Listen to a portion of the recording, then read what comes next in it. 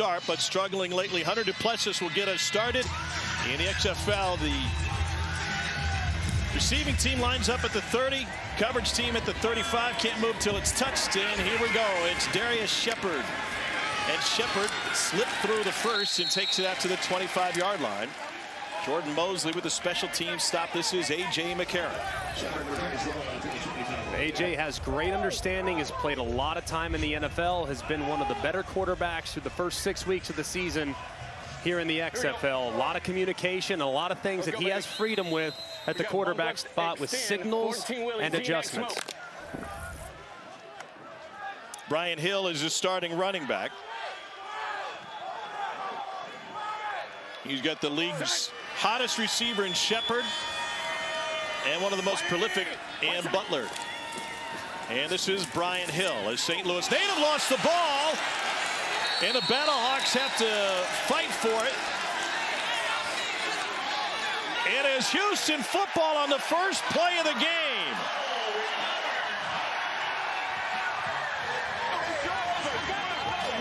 John Taka with the recovery.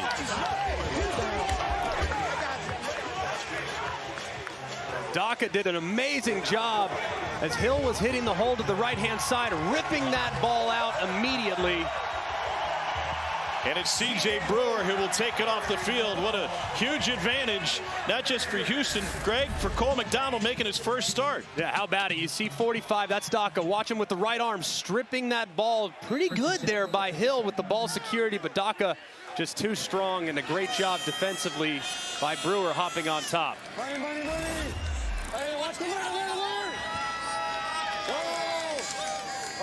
Max Borghi is running back. He'll throw on first down, taking a shot and incomplete. Cole Kublik, what do you got? John, take us through that play. Is that something that you scouted on film, thought you'd be able to get it out today? Not really something we scouted on film. It was just the way he was holding the ball. We was just trying to make a play, man. Just ripped it out. Yes, sir. There you go. Yes, sir. John Daka, undrafted free agent of the Ravens, coming out of James Madison. Huge takeaway for Houston. McDonald. Great hands and a fantastic catch. Gain of 6 to Michael Bandy, a former Torero from USD.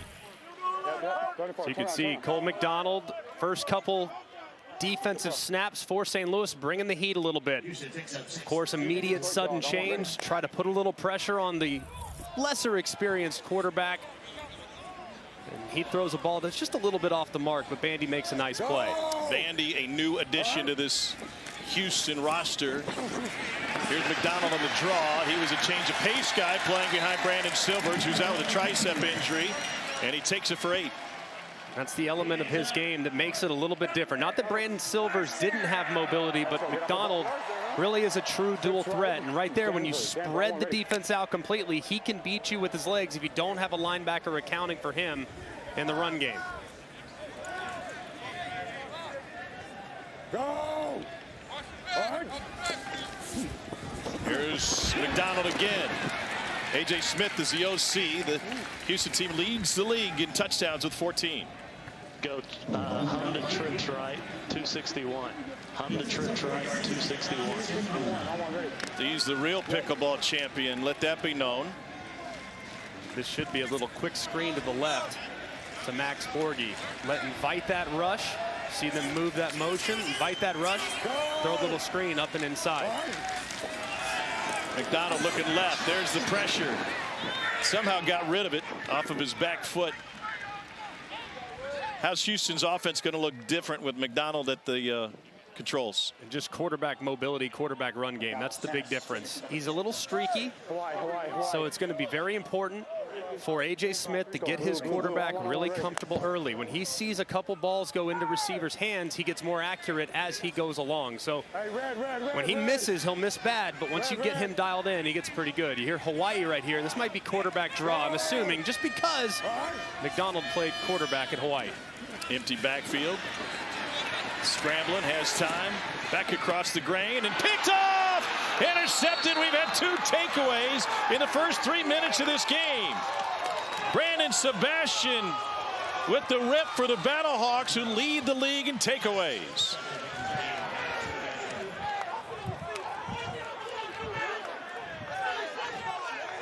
First pick of the season for Sebastian.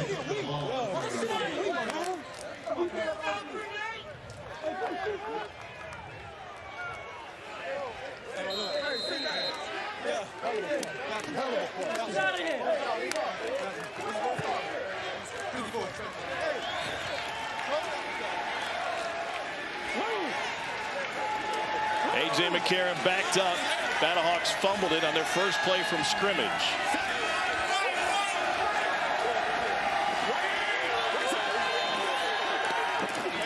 To Butler. And he gets out of an ankle tackle. Let's get you to Katie George. Thanks, Tom. Unfortunate fumble to start the game. Had to have the stop. What'd you see on that play for the interception? Personally, I just saw the ball in the air. I tried to be a rock star, and I just tried to go make a play because that's what great players do. Absolutely. And can you share with us what you have on your arm and who it's dedicated for? Yeah, so I actually have a dedication sleeve in honor of my older brother who passed away to colon cancer.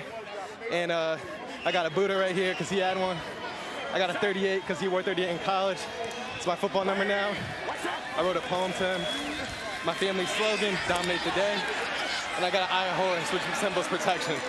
And so I feel like that's all what he was about. And I just try to mimic him in just, everyday life.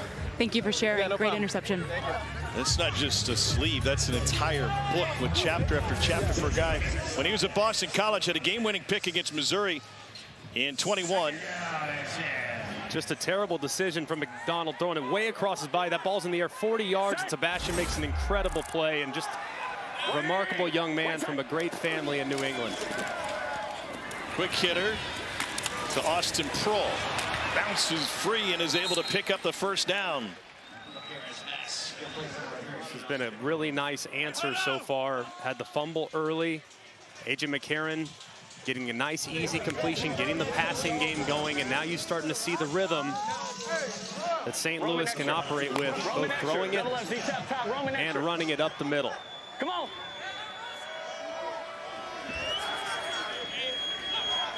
Go. Hill will empty the backfield. To the screen.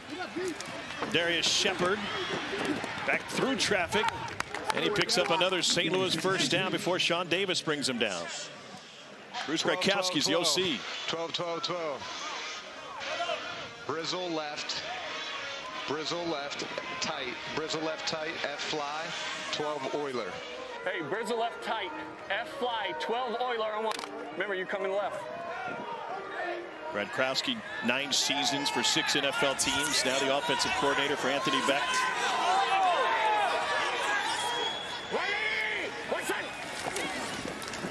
Second chance for Hill. Fumbled on his first, and he's bottled up for a gain of 2. Emmanuel Ellerby the stop.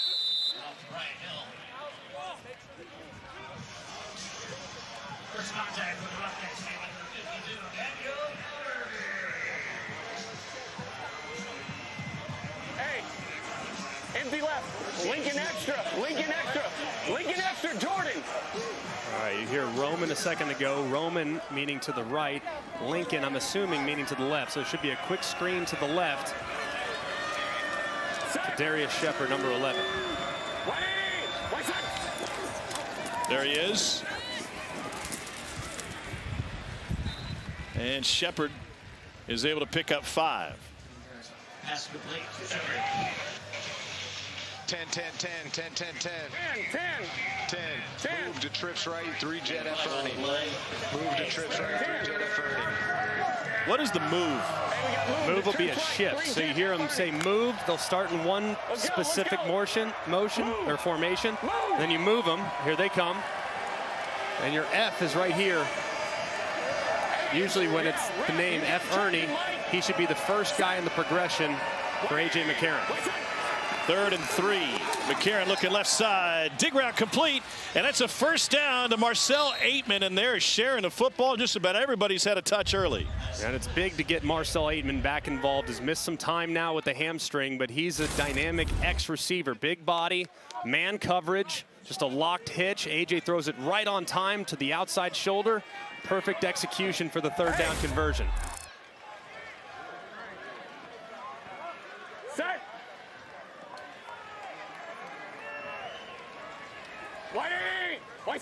A pass-heavy series so far for St. Louis. Flag on the play. Houston may have jumped, and the deep ball falls incomplete. Got a foul. 47 defense. 47 defense. Offsides defense.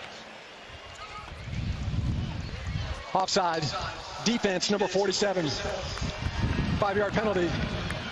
First down. That's Chauncey Rivers who jumped.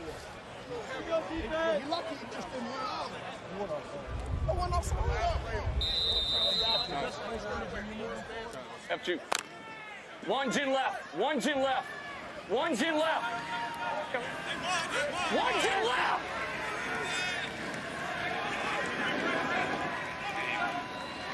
Aitman had missed some time that you mentioned a moment ago. McCarron's got him perfectly situated now. 5 wide. Bad snap. And now fire drill. And it's incomplete. He's been sacked 20 times this season. That's the most in the league. Going against a defensive unit that's now back to full strength. Trent Harris leads the XFL in sacks. Tim Ward on the other side.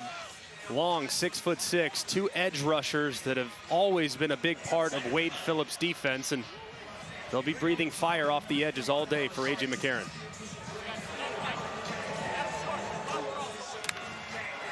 Same side. Right. Set. 180. Right side. On 2nd and 5, it's Hill. He picks up 4. Another 3rd and short situation for St. Louis. They threw it last time on a 3rd and 3.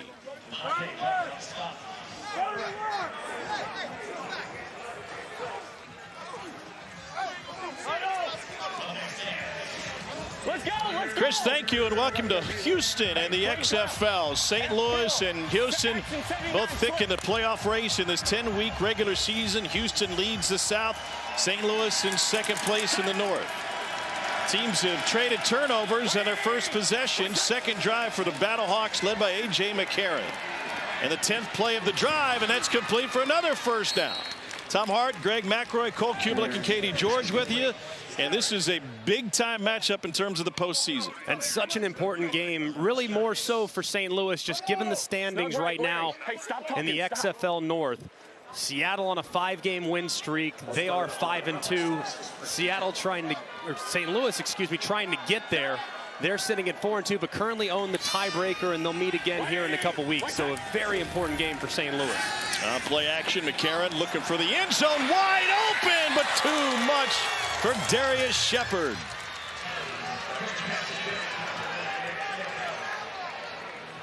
How'd he get so open? Man, just a little bit of play action. A.J. moves to the right-hand side. No rusher, had plenty of room.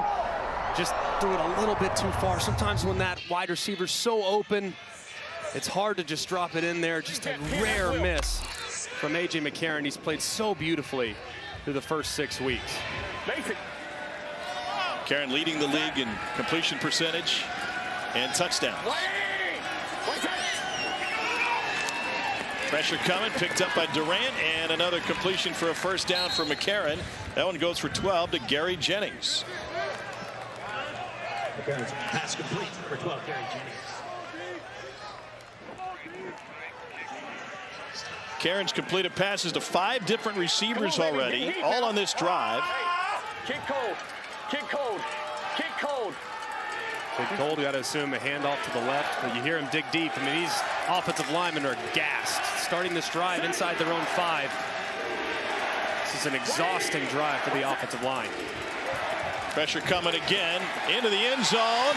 Over the shoulder catch. And a St. Louis touchdown to Gary Jennings.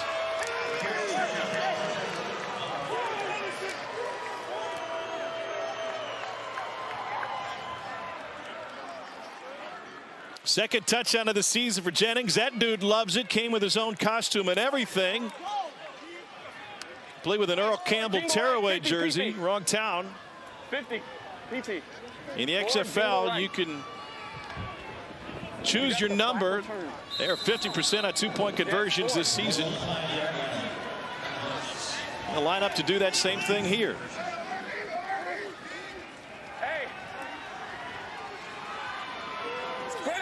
swag. Swag. Hey, brag. Brag. Set. 180. What's that? Batted away and incomplete. But St. Louis with a 13-play, 96-yard drive that took nearly 8 minutes off the clock. A tremendous drive from A.J. McCarron and the St. Louis BattleHawks. You see him point to his left saying, hey, I see you one-on-one. I'm going to get out of this run play. I'm going to throw the one-on-one fade to Jennings. He drops it in the bucket, and the BattleHawks take the early lead. XFL is brought to you by Progressive, the right call to protect your home and car. What a great sports weekend here in H-Town. Opening weekend with the Astros. The Lakers take on the Rockets. With LeBron in town, men's Final Four going on at NRG Stadium. UConn just rolled Miami last night, much to the dismay of the Hurricane fans in our hotel this morning. Bags packed, headed back to South Beach. A.J. McCarron's looking at the tablet, trying to find some answers. Looked like he had them on that last drive. He went 8 for 11 for 85 yards. His tablets are really interesting, but it gives him a live look at what the opposition is doing. You don't get that at other levels. In fact, let's get you down to the sideline. Here's Katie George with A.J. AJ, successful touchdown drive. You don't get the conversion. When you come over to the bench and you're looking at your tablet, what are the first things that you analyze? Yeah, just what coverages they're playing to certain formations, personnel-wise. How are they matching it? Are they going to match base? Are they going to play nickel, dime? It's kind of just figuring out what the hell they're going to run. Biggest thing, and what we can do to take advantage of it. Biggest thing. Appreciate it. Yep, of course. Thank you. Well, McDonald with the handoff. What ball came popping out? He's ruled down. It's a loss of 1. What kind of advantage is that for quarterbacks? It's amazing. I mean, I was almost thinking about it. Do you have paralysis by analysis? You have too many things that you're looking at and considering, but what a valuable resource, especially on the first couple drives, so you can figure out what their defensive plan is going to be. McDonald making his first start at quarterback, former Hawaii standout. Took a hit on the slide. It's a gain of 3.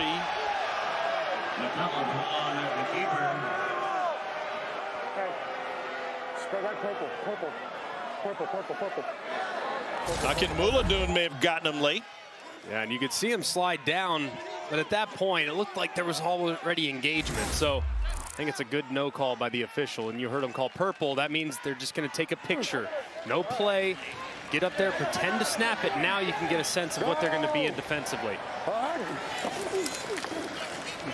Safety came up late, a little wobbler, but it's complete for a first down all the way to midfield for Cedric Byrd.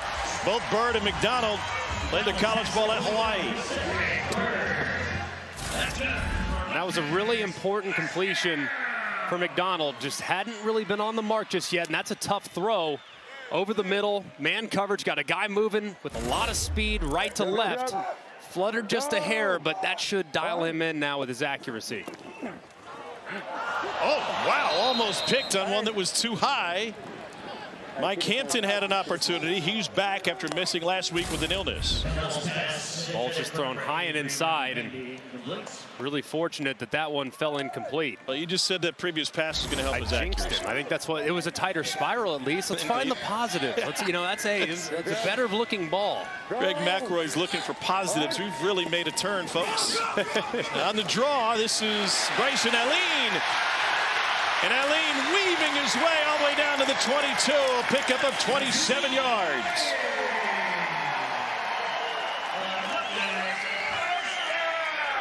Really nicely done here at the line of scrimmage. Just an excellent job there by the center, Alex Millette, getting up to the second level, and Allen cutting it back off the draw. Of course, so much of what Houston does offensively is through the air, the run and shoot offense, so those draws will wear you out if you're not playing for him. Here's Byrd again. Both McDonald and Byrd at Hawaii at the same time. Cole McDonald, 7th round pick of the Titans after finishing 4th in school history with over 8,000 passing yards. Well, the great quarterbacks Hawaii has had. Get your breath, get your breath.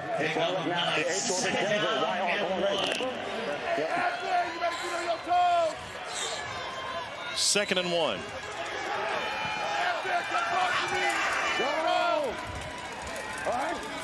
Max Borghi now in a running back. And he gets forward enough to pick it up. Willie Harvey got him by an ankle. Team leader in tackles, Harvey out of Iowa State.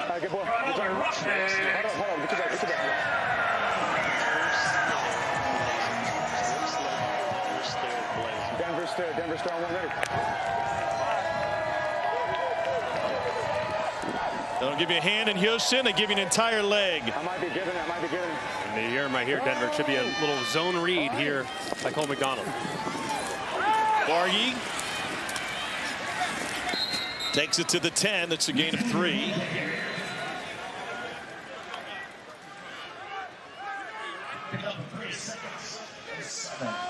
Breathe. Cole, these linemen are breathing heavy. All the quarterbacks are having to tell the O-lineman, man, just take a deep breath. What's going on down there with the O-line? Well, you got the humidity is kicked in, and the wind's just picking up, so that might help a little bit, but the humidity has been thick down here on the field today. I love the quarterback trying to calm them down, though. That's the end of the first quarter after both teams coughed it up on their first possessions.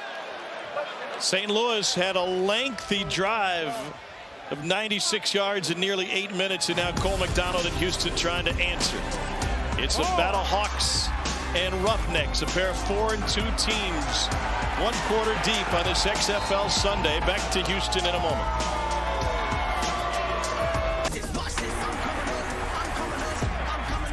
How did he do it? Deontay Burnett, 85-yard touchdown. Max Borghi to the house. They got the cheat code for the XFL.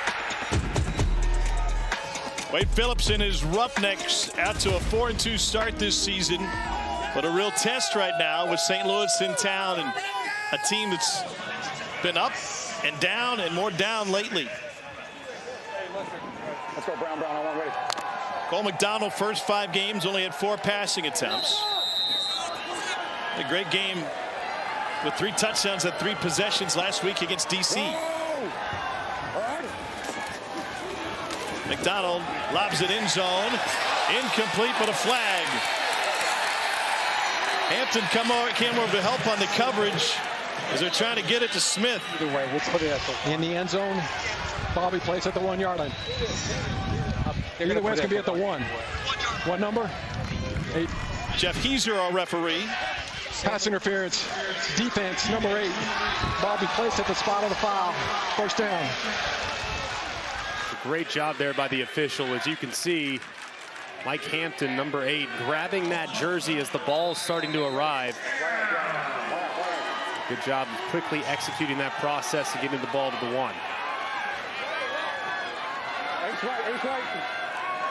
They'll ship Garrett Owens an H-back. Borghi turned around at the 1. You can hear Cole McDonald saying, "Get in." And he followed him too. You are supposed to do that, but I mean, if you're going to push the pile, don't be the quarterback. You're too important. You're the starter, Cole. Stay away. If the ball's on the ground, okay, go for it, but don't get up there in the big uglies. That's a scary scene. Here's the 10th play of the drive for Houston.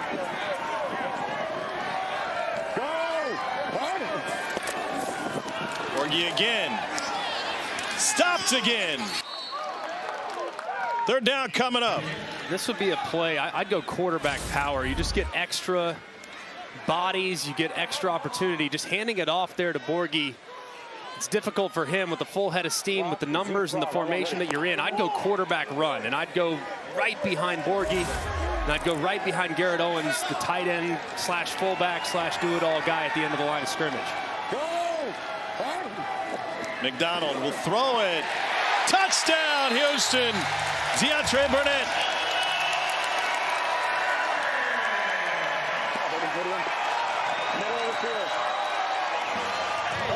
Very nicely done there.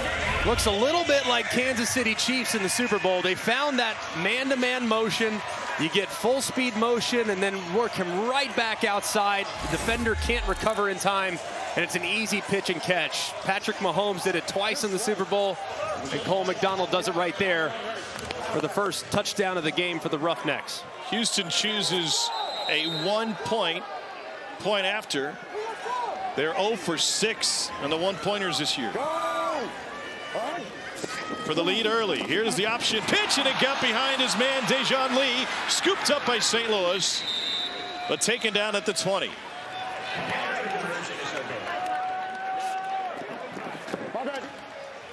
Speaking of Chiefs Kingdom, represented here in Houston and straight out of that Kansas City playbook.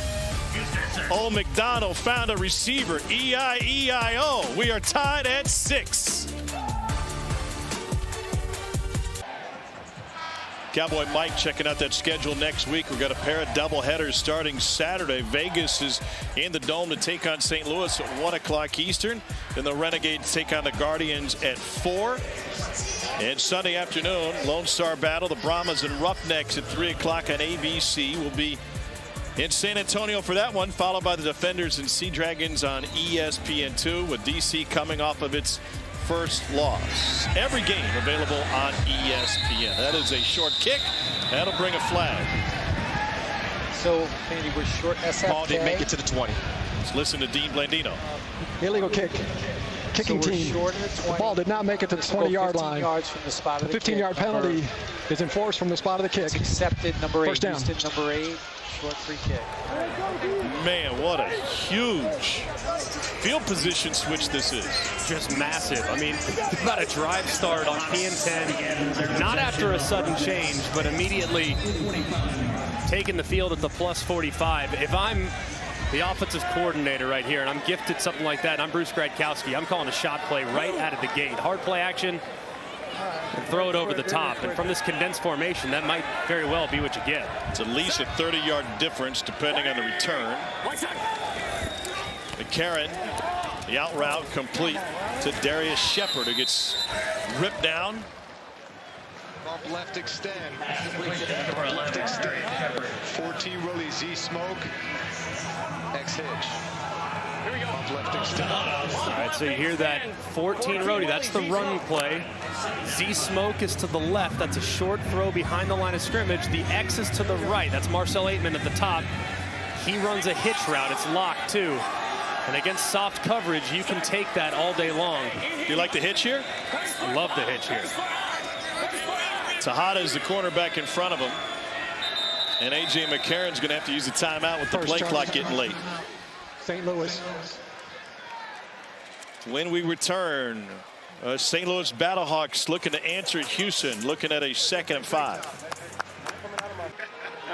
A.J. McCarron, 9 of 12 through the air. This is all in the family for this guy who's got a chance to play in front of his boys.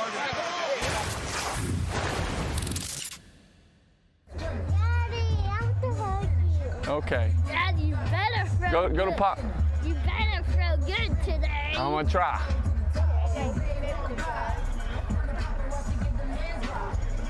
Come here. What's up, baby? You good? Love you. Big boys trip. Gunner and Cash. One wants a hug. One wants him to throw for 4 tutties. You better throw good today. I like it. Say it's tough. Hey, competition started in the McCarron house. 2nd and 5. Little low, and Butler couldn't squeeze it.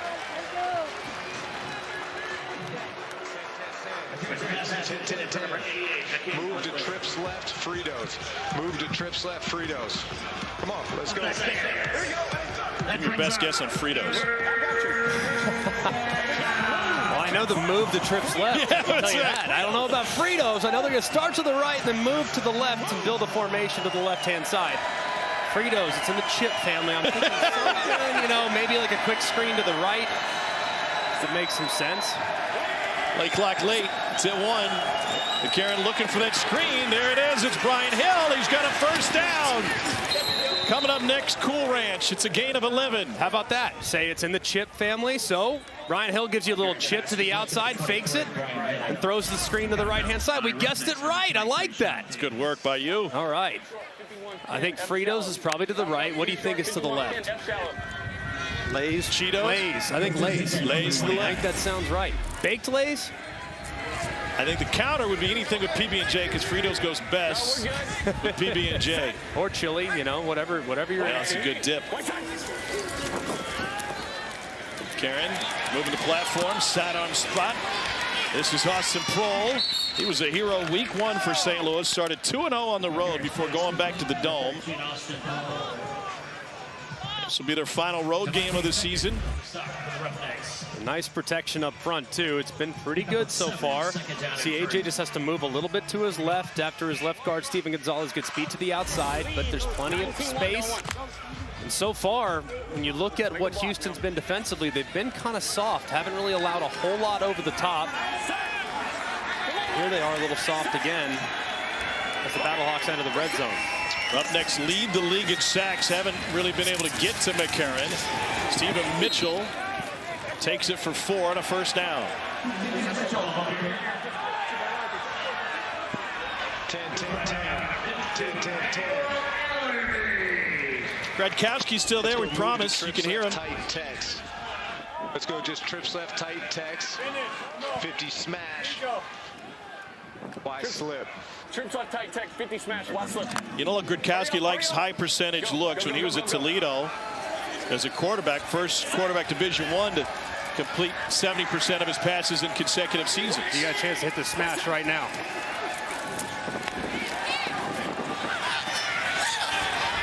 No, there's the flag. Marcel Aitman impeded by Raleigh Tejada. Probably around the 5. Is the spot good? Where they got I love hearing Anthony Beck saying they can't guard you. Closer to the 5. Closer to the 5 on the spot. Put the ball on the 5-yard line. Pass interference. Defense, number 23. Bobby placed at the spot of the foul. Automatic. First down. And a good penalty there, too. I mean, that's going to be a touchdown. You got one-on-one coverage. You get beat to the outside. Grab the jersey. At least you live to play another down. But either way, and that's a matchup, as you can hear, Anthony Becht and the entire BattleHawks sideline recognizing that Aitman's going to be a problem for Houston all day long.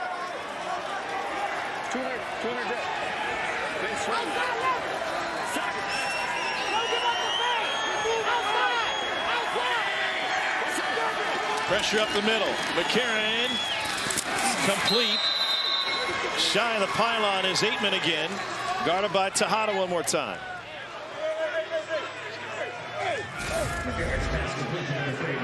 Pressure up the middle. Good recognition by AJ. Finding a one-on-one and getting a good completion. Right, X short, 200 jet, X shield, wide now. Sell it. Second and goal from the 1, and Dean Blandino's taking a look at this. Is under further review. Got an incomplete pass, Jeff. Ball hit the ground. When he went out of bounds, he lost the ball going to the ground. But it's great work in the command center. So I'm going to give you the previous spot information. We're going to go back to the 5. Did not maintain possession of the ball going to the ground. Second down. We're on the 5 right hash. Let's take a look at it right there. Has it, but as a result of their collisioning, and you have to maintain sole possession. Now the ball can move, but you have to have possession. And Dean Blandino clearly in the control center didn't feel like he had enough as the ball was hitting the ground. Collisioning. Collisioning. Yeah, it's a new verb. Everybody's saying it. Sweeping the nation. Yes. Second and goal.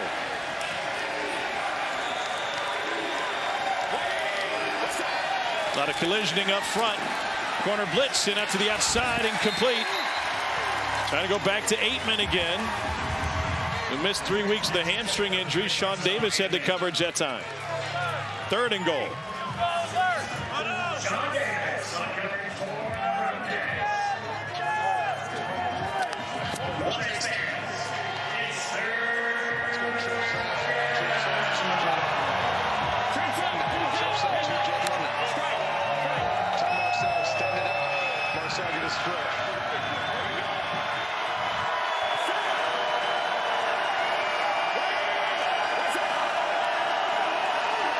Pressure from his blind side, and it is caught. It's Hakeem Butler and a touchdown for St. Louis.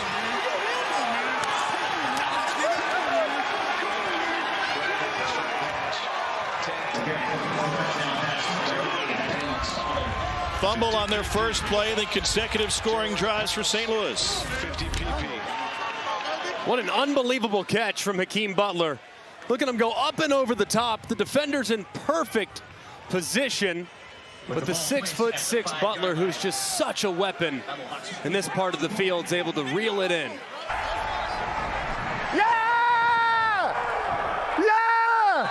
All right, here we go. We got it. Touchdown. Where do you want the ball? Well, he got calm in a hurry, didn't he? First year as a head coach. Limited coaching experience for Anthony, who was a teammate of ours at ESPN for years. Long-time NFL tight end.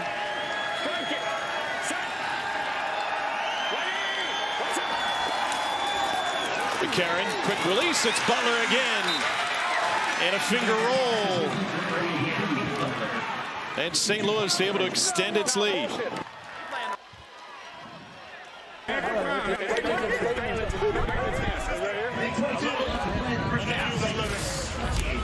AJ wanting roughing the passer. He does get hit a little bit high. I thought I could see what he sees. That crown of the helmet kind of close to that head or neck area. Either way, great job understanding he didn't have enough guys to protect. He drifts just away from it long enough to buy a little bit of time. Floats it with plenty of air underneath to allow the receiver to go up underneath it. And in a quick, all-out pressure, got to beat him immediately. When you give it a little air, you give your receiver extra time to locate the football. Just another terrific drive from A.J. McCarron and the BattleHawks offense. Hakeem Butler's 5th touchdown catch of the season. Came in 2nd in the league coming into this weekend at touchdown grabs. Dejon Lee back to receive this kick from Donald Hageman. Hageman, former Aztec, big week for San Diego State here in Houston. Here's Lee. Out to the 30. Let's check in with Katie George. Hakeem, it felt like you had to fight over that touchdown just a little bit. No, it wasn't really a fight. I told AJ to play before. I was open, so he threw it, trusting me. We get touchdowns, baby. Yes, you do. You're very good at that. You moved here when you were 16 years old. What's it like being back in H-Town? Oh, it feels good being back. I got a lot of family here. My sister, Amber, she's not here. I love you. My nephew is Malachi Eli. I love him too. My little brother, Khalil. But I got a lot of family here, so I got to show out. How many? Too many to count. Thanks, Hakeem. Pushing the ticket list for the former Fort Bend Travis football and basketball standout. Back shoulder, good catch by Deontay Burnett. Deontay Burnett has a gain of 12. I'll tell you what, there's some wideouts in this game now. I mean, you look at what St. Louis has between Marcel Aitman, who's great to see him back healthy again, what Darius Shepard's been doing, what Hakeem Butler's been doing all season long, and then Houston, man, I mean, they are across the board. Even without Jontre Kirkland, they are so deep. Quick release. This is Cedric Byrd again. First down, pick up a 14. This red choice. Hum the trips left, red choice. Hum the trips left, red choice. Right, choice. So the receiver to the right gets to make the decision. So this receiver can run an out route, a go route, or a post route. It's his decision. That's why the name is choice. He wants the go route. Incomplete. Let's go. Trips left, Lizard, Tampa Lizard. Trips left, Tampa Lizard. Let's go. We got a whole fuck. Plenty of time left. Ready. We've seen some lengthy drives in this one. Touchdown drive for Houston, covered 11 plays last time. Here's Borghi for Washington State Cougar. And he slips through. Somehow he pounded through and he ends up with a 23-yard gain. Man, I think Borghi's so good. I just can't believe he doesn't have a home in the NFL. He's so good in third down. He's so much stronger than you think. He always seems to make initial contact miss, and he's a great contributor in the passing game. Of course, playing for Mike Leach at Washington State. He caught 1 million passes up there. He's a guy that I think can play at a ridiculously high level, even though he's not necessarily your prototypical measurables. Here he is. Part of this is Dejon Lee. Now McDonald throws it away. Borghi's played for the Colts, Broncos, and Steelers in his time in the league, and might have a doppelganger with Christian McCaffrey. If you do a double take, I mean, it really is. They look exactly the same. You've got to look down. I mean, Christian obviously a little bit bigger, but either way, similar skill set too. I mean, just very crafty, running routes out of the backfield, can contribute in the return game if you want him to. He's a guy that I'm just shocked isn't on a roster in the NFL. 41 touchdowns in his time on the Palouse. Here's Dejon Lee, and he gives him a burst to inside the 10 and another first down for Houston. You guys mentioned the Borghi lookalike with Christian McCaffrey. John Yarbrough, offensive lineman for Houston, said that it goes a little bit further. When he was in Carolina, he remembered Christian McCaffrey rolling up to camp on a skateboard, and he said, first day of camp for the Houston Roughnecks, guess who rolls up on a skateboard?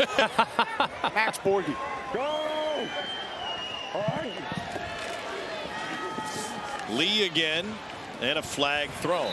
I don't know if I like the skateboard play or not. That just seems dangerous to me. I mean, we are playing football after all, but I mean, got it. Maybe do that after the season. You know, I don't know. Holding the skateboard away. Offense, number 79.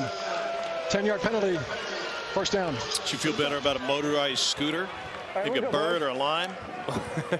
I would make sure that all my players had knee pads, elbow pads, wrist protectors, 2 helmets, and maybe a Kevlar vest. And then you can take your motor scooter, your skateboard, whatever you want, you can take it out. But you will be covered in head to toe. Sometimes you just got to channel that inner Steve Caballero.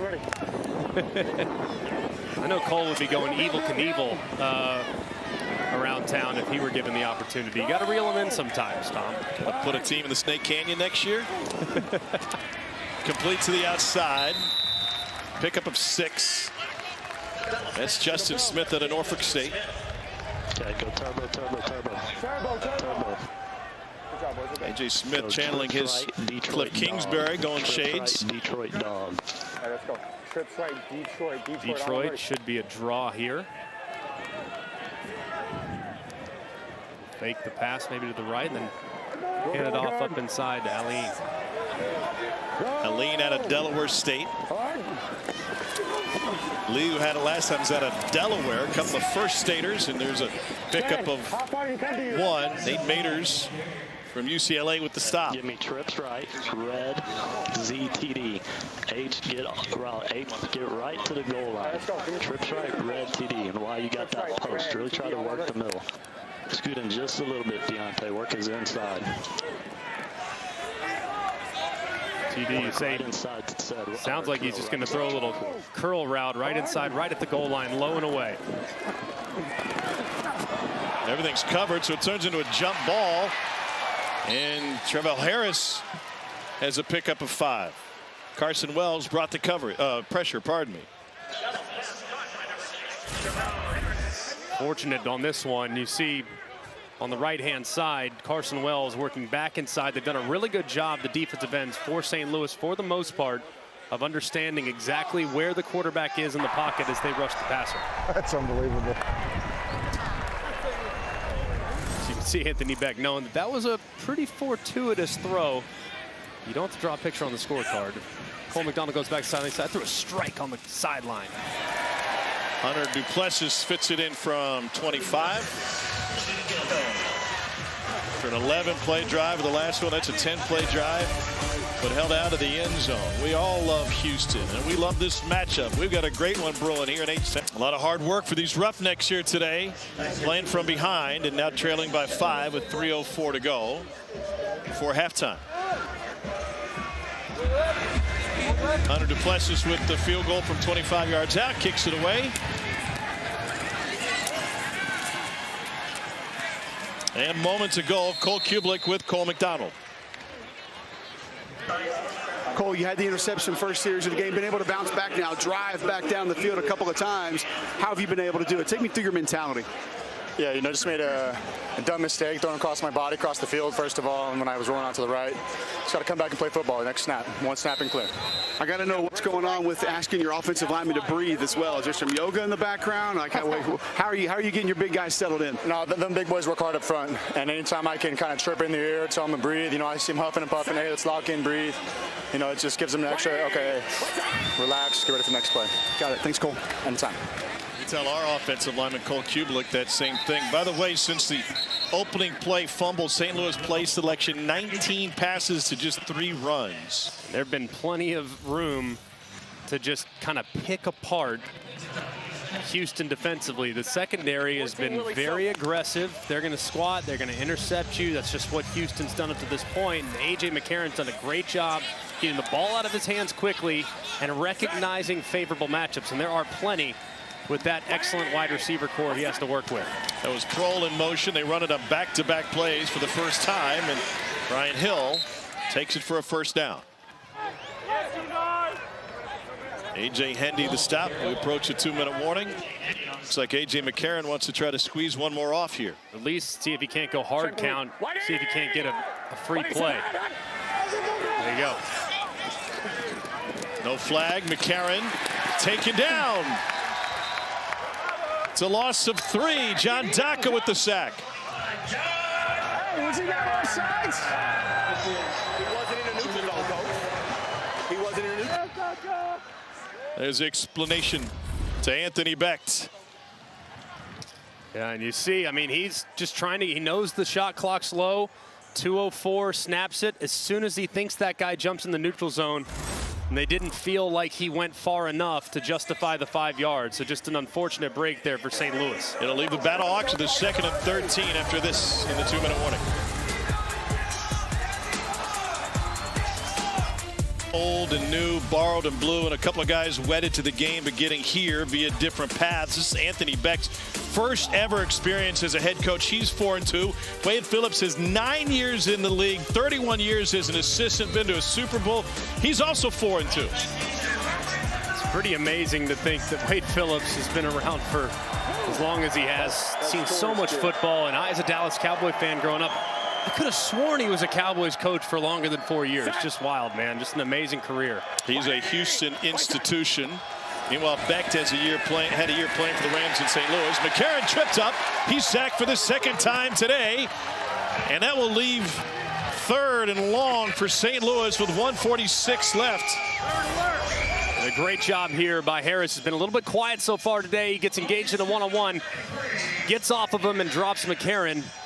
And right here, a little surprised that Houston wouldn't want to burn one of their timeouts, save a little extra time, knowing that St. Louis is obviously way behind the sticks.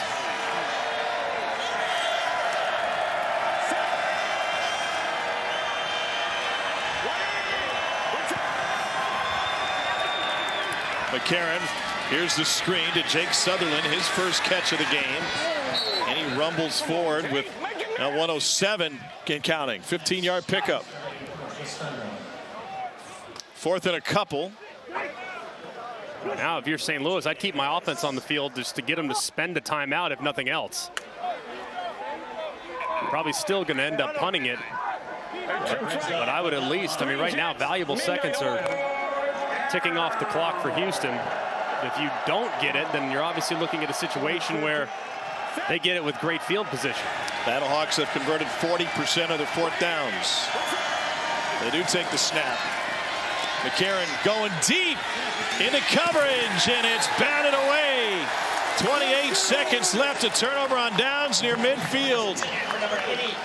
And this might be one where Anthony Becht strongly considers challenging it, because it does feel you have that one challenge in the XFL, and Anthony Becht's thinking about it. You can challenge a penalty because it does appear like the defender arrives just a little bit early. Let's get you to Dean Blandino.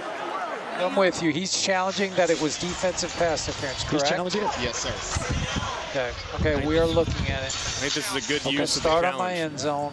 watching it in real time. St. Louis is challenging the ruling on the field. It looks bang for pass bang. interference. Another shot here. Play is under further review.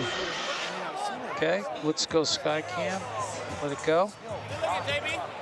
So you're not getting it, all right? You really don't have first down there, right? Or first down Houston here. Just hopefully he has But again, angles. in real time, bang bang. The ball gets there. I just want to see a sideline shot just to make sure here. Yeah, that's what I'm looking at. Sideline's my last look. Again, it might be a frame early. In real time, bang bang. Not enough here. Yeah, you hear it. I mean, you got to watch it in real time, really. Said if you just a frame early. All right, Jeff, after review, the ruling on the field stands. It's a bang bang play. The contact, everything occurs right at the same time. Thank you. We got Dean Blandino in the command center. Here's After the call further from review, Jeff Teaser. The ruling on the field stands. There is no pass interference. Dean, Major League Baseball is well underway, and we see guys being called out at second base, but being off the bag for a fraction of an inch. How does it vary in football when you're talking about it being bang, bang, and maybe a frame early, but not enough? Exactly. The game is officiated in real time on the field, and we can sit up here and micromanage it and go frame by frame and say it's a fraction of a second early. But on the field, that's not one we're going to call. We want to keep that consistent standard. Appreciate you, Dean, in St. Louis with the takeaway. Chris Cooper with the interception. And now they're saying incomplete. The ball was on the ground, and 23 seconds left. And this would be unfortunate, too, because this would be a spot where maybe you would challenge, but you just spent your challenge just a moment ago. This ball sails on McDonald. Does it hit the ground? That's a good job by the official. The nose of the football, as you can see right there, as Cooper's going in to try to intercept it. It goes right between his arms, and the nose of the football does, in fact, touch the ground. I think the understanding from a coaching perspective, what Dean just said about how the game of football is officiated in regards to replay. Number one, it's reassuring to me as a viewer and as a fan that we're not going to micromanage it, but it also has to impact your decision making and when to challenge, breaking down exactly what you see. Correct. I agree with the challenge there, though. It's a pivotal play. You're giving them great field position to steal some points, so I like the idea of challenging that. It could be a big difference because you have first and goal or first and 10 inside the red zone if in fact you get it. So I like the idea, but you're right. I mean, it goes back to, hey, we all see on Twitter those screenshots of guys grabbing jerseys, but you have to officiate the game and you have to review the game in real time unless it's a catch no catch situation, a spot foul situation, or something along the lines of that. And you could hear Anthony Beck talking with his coaches up in the booth and reminding them that they have to view it in the same way. Hey. The timeout with 8 seconds left in the first half. Go for the ball, man. We don't have to freaking get near the receiver. Player 54 rolls on, and we've got all sorts of drama in the league. Episode 5 looks at why Wade Phillips and the Roughnecks brought back cornerback David Tolentino. Tensions rise for Terrell Buckley and the winless Guardians, who found a win against the best team. And the Sea Dragons looking to extend their win streak with the help of breakout wide receiver Ja'Cour Pearson, who leads the XFL in receiving. All 5 episodes are available on ESPN+. Let's listen in to Anthony Beck talking about the officiating. Well, you know what? Dean's got a degree in officiating, and unfortunately we don't. So what do you want me to do? I didn't know they had sheepskin for officials. Well, if they do, Dean has a master's and a doctorate. Offense number 79. False start. Offense number 79. 5-yard penalty. 4th down.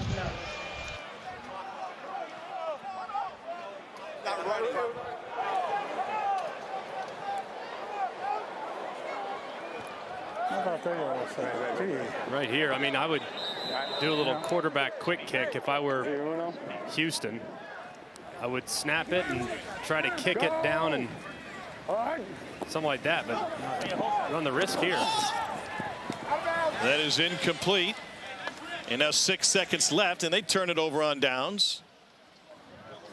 And they turn it over. I mean, very little time to potentially get in position to kick a field goal, you got to throw a quick ball, gain 5 or 6 yards, and then you're looking at a possibility of a 58-yard field goal. Now it's muggy, it's humid, but likelihood of hitting that's pretty slim. Let's throw this out there. Yes.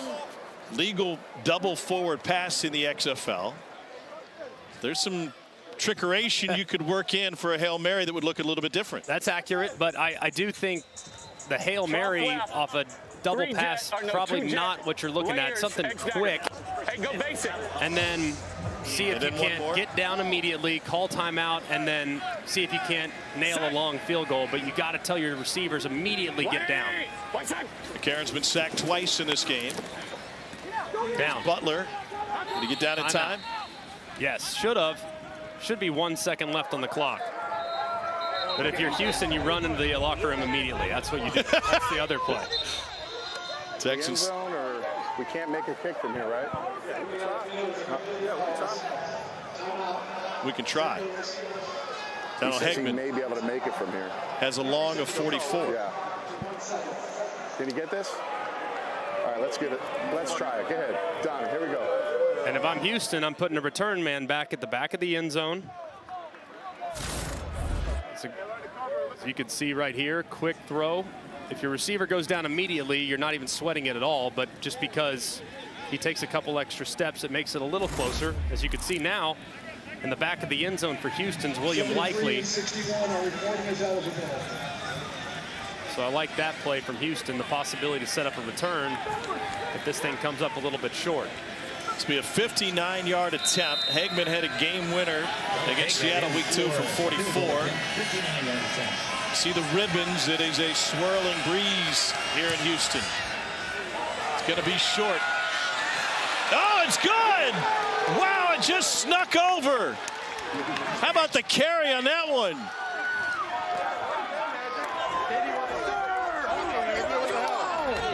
And St. Louis will take a 17-9 lead into the locker room on the longest field goal in the XFL. And that was a gift from Houston, just a gift. I mean, really mismanaged their offensive series at the end of the half, which gave St. Louis an opportunity to steal a couple yards, drop down, immediately down, and then kick a 50-plus. That was not ideal if you're a Roughnecks fan. Let's go!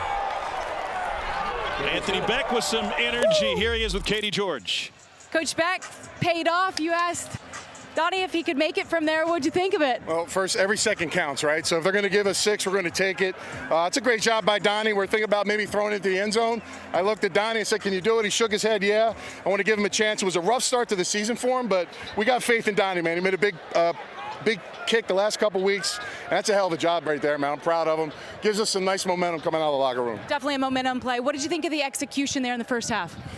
Not bad offensively. I mean, we don't want to fumble in the first play of the game, but we bounced back. We scored. I think our defense is playing hard. I mean, at the end of the day, you know, we're moving the ball offensively. We got to continue to do that and put more points on the board. They're going to come out with a vengeance in the next quarter. We got to be prepared for that, weather the storm, and finish this game. Thanks, Coach Beck. Thanks, Katie. Donald Hegman works with his dad in the family carpet and flooring business when he's not kicking field goals. It wasn't that long ago he was doing that on Montezuma Mesa for the San Diego State Aztecs. And if you haven't heard, it's been a big weekend in Houston for that San Diego State family. What went through your mind when you saw Lamont Butler hit that shot? Oh, man, he got stuck in the corner, and I think everybody was kind of like, uh-oh. And then he made a good power move to his left, pulled up, and everything just went silent. And I was like, oh, my God. And once it went down, it was crazy. It was like if I hit a game-winning field goal, it was the same type of feeling. It was unbelievable. Well, good luck today, and good luck to the Aztecs Monday. Yeah, thank you. San Diego State under Brian Dutcher playing for a national championship here in Houston against the Huskies of UConn tomorrow night. We got plenty coverage coming your way. We'll take you inside both locker rooms and give you all sorts of XFL access. We'll also take a look back at the best of the league from week 6. XFL coverage rolls on from Houston, where the BattleHawks of St. Louis have a 17-9 lead at the break. So I won't be traveling this week. Need to study my playbook a little more and, you know, get up to speed. You know, that's the hard part, but it's a business at the end of the day. But I know once I touch the field, you know, all the hard work and time spent with my family is all going to be worth it. Oh, that's my daughter. What you doing? I'm just playing around and What? I can't wait to see you. Yeah! I'm gonna go visit you too. Yep, you're gonna come on an airplane.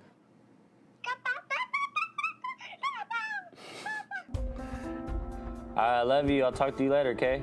I love you. I'll talk to you later. Bye. Okay, bye-bye.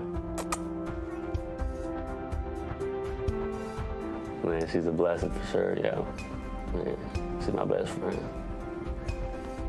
Being able to show my daughter that I could keep chasing my dreams and showing her that, you know, anything is possible, that's the world to me. You know, I'm doing the best I can to compose myself, being away from her, and, you know, I'm sure she don't really understand, but I used to just tell her, like, you know, Daddy has to go for a while, and Daddy has to go play football, like, I'll be back, you know,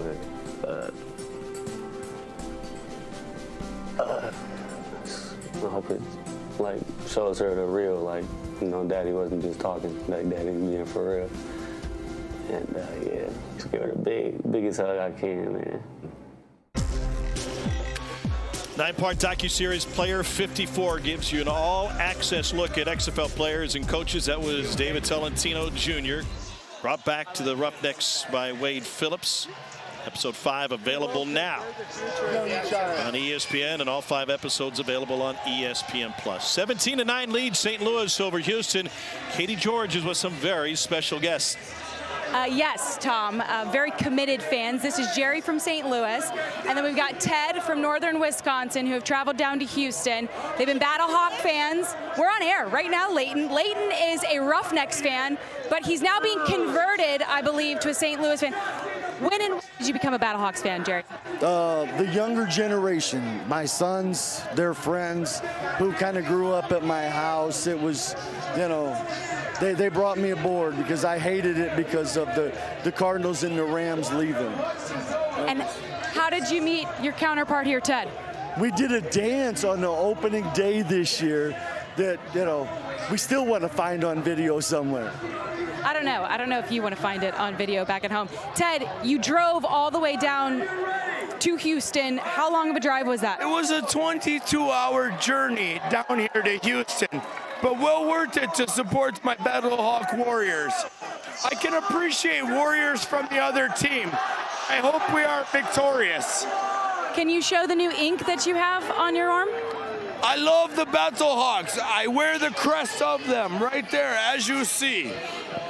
From the northern regions of Wisconsin, all the way to the lands of the Lou, we will hail victorious. You heard it, Tom. They'll hail victorious, and they think they've got a championship caliber team down here. Katie, before you're done, this is just to get a little St. Louis test here. Jerry is the guy on your right? Ask Jerry where he's from in St. Louis. Jerry, Tom up in the booth, he wants to know, this is a little bit of a test, where are you from in St. Louis? Hazelwood. Ask him where he went to high school. No, you got the high school. Granite City North. Okay, yeah, he looks rock hard, Granite City, love it. That's the St. Louis question. Where'd you go to high school? Let's go get some T-Rabs and maybe some emos. Let's roll. You're a Columbia guy. You're not a St. Louis guy. You try to claim it all the time. I claim the entire state. The whole state? Yeah. What about Kansas City? Part of that, too. Come on, I love everybody. Chiefs bandwagon guy.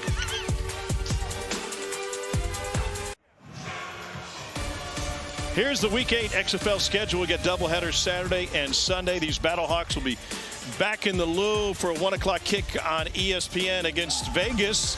And that's followed by Orlando playing host to Bob Soup's Arlington squad.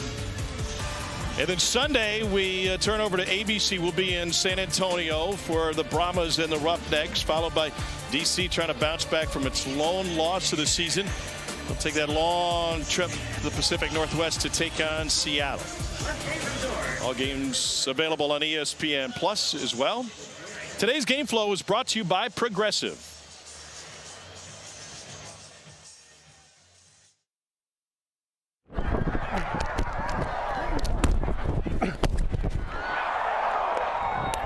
He picked that?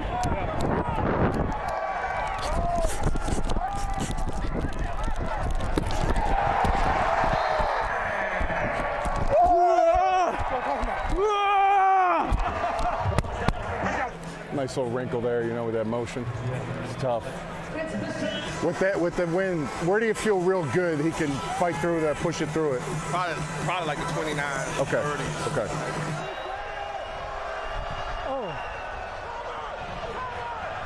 Oh, he made it. Let's go! Think it's good. Woo! Way to work that magic. Katie wants to get you walking. I'll do an interview. What the hell? Magic indeed. Both teams turned it over on downs in the last minute of the first half, and a 58-yard walk-off field goal to end the half. A little bit of everything here so far today. It's been a great, a couple mistakes, right?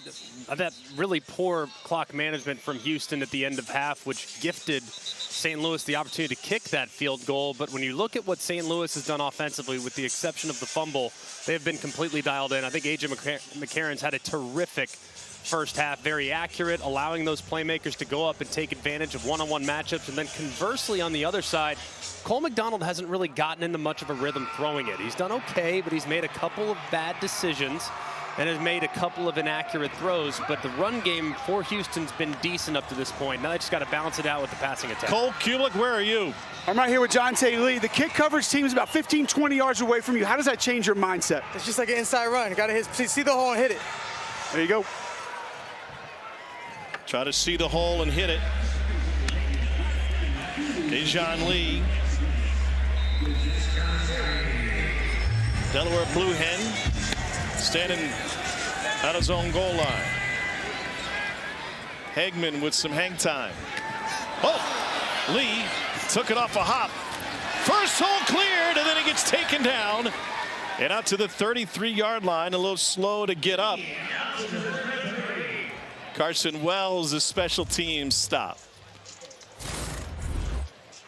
It was wild. It's almost as if because he dropped it, it slowed him down just a touch, which allowed the red sea to part right in the middle of that kick return unit. It's a pretty good gain there off the bad hop. So back to work for Cole McDonald. 50% completion percentage in the first half, and Max Borghi picks up 6 yards. Let's look at today's progressive first half stats.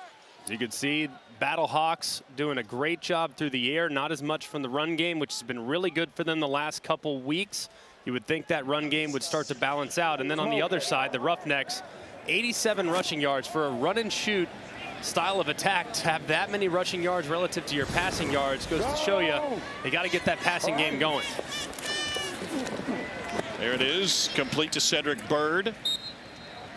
Good for a first down.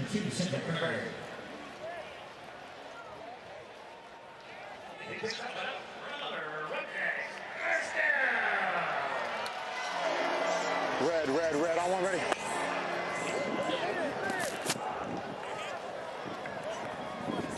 Yep. Got a good look for quarterback draw if you want it. Oh, into coverage. Really, Harvey was all over the intended receiver. And it results in an injury, it seems, for Ben Putman. And right here, they have that mesh concept underneath. He's expecting, as you see the receiver to the left, he sits it down. That's exactly what McDonald was expecting as well. Instead, Putnam decided to keep going and ran himself into a big collision. So in this run and shoot offense, you have to be able to, wide receiver, to recognize man versus zone. That time it was a zone defense from St. Louis. He's got to sit that down. If he does, it's probably a completion, and he avoids the big hit. Money.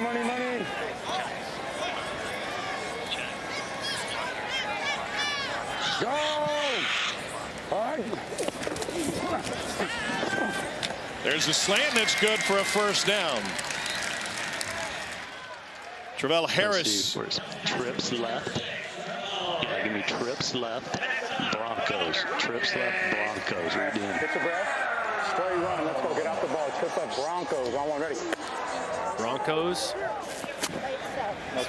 Their zone run game, made famous by Mike Shanahan, the Denver Broncos many, many moons ago. Many moons ago? You make us feel old. Here's Aline. Picks up 9 on first down.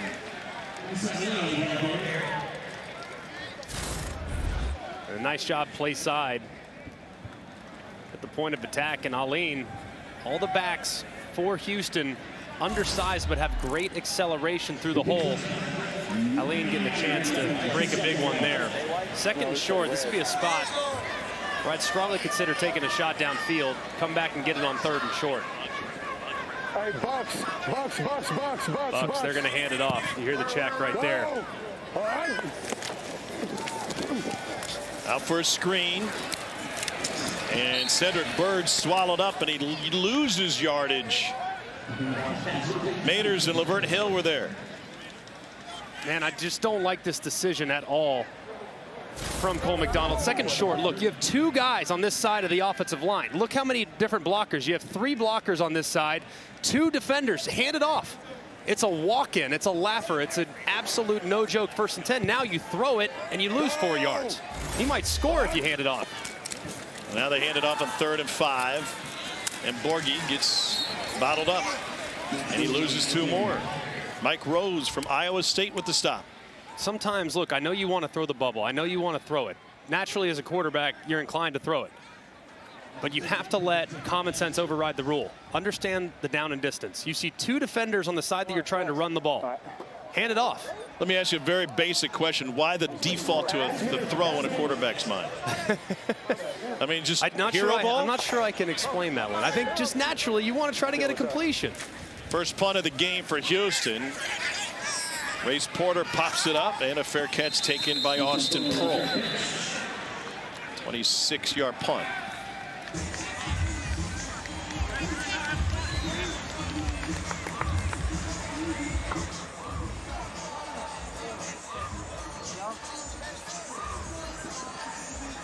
So A.J. McCarron. We going? We're ready when you act. With Stetson Bennett, the only quarterback Stay in the pistol now. to win a pair of Back. consecutive BCS national championships. Part of 3 national titles during his time at Alabama. In the NFL with the Bengals predominantly, but also the Bills, Raiders, Texans, and Falcons. And he's had a tremendous season for St. Louis. Out to Hakeem Butler. And a gain of 4 on first down. Why was the X right for A.J. McCarron? I think he just hasn't had a chance to play in a long time. He's always been a great player. He just, when you're a backup, you get such limited reps in the NFL. And look, yeah, you get some time in the preseason, but it's just not that many reps. And then you kind of go away. So you play 4 games a year. This is a great opportunity for him to kind of knock some of that rust off and put some good tape out there after having not really played in a featured role in almost a decade. 21 was his last time in the NFL. Brian Hill with the carry. 10, trips right, 3 jet Miami. 10, trips right, 3 jet Miami.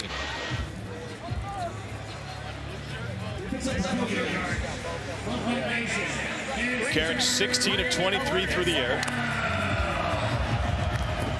2 touchdowns, and he's been sacked twice. Legs up.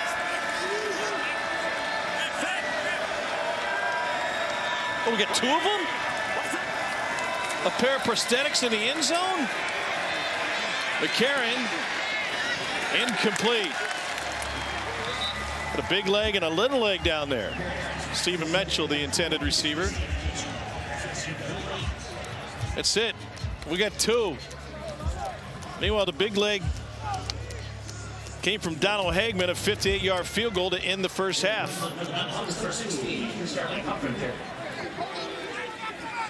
Roughnecks will have 2 returners out here. William Likely and Travell Harris.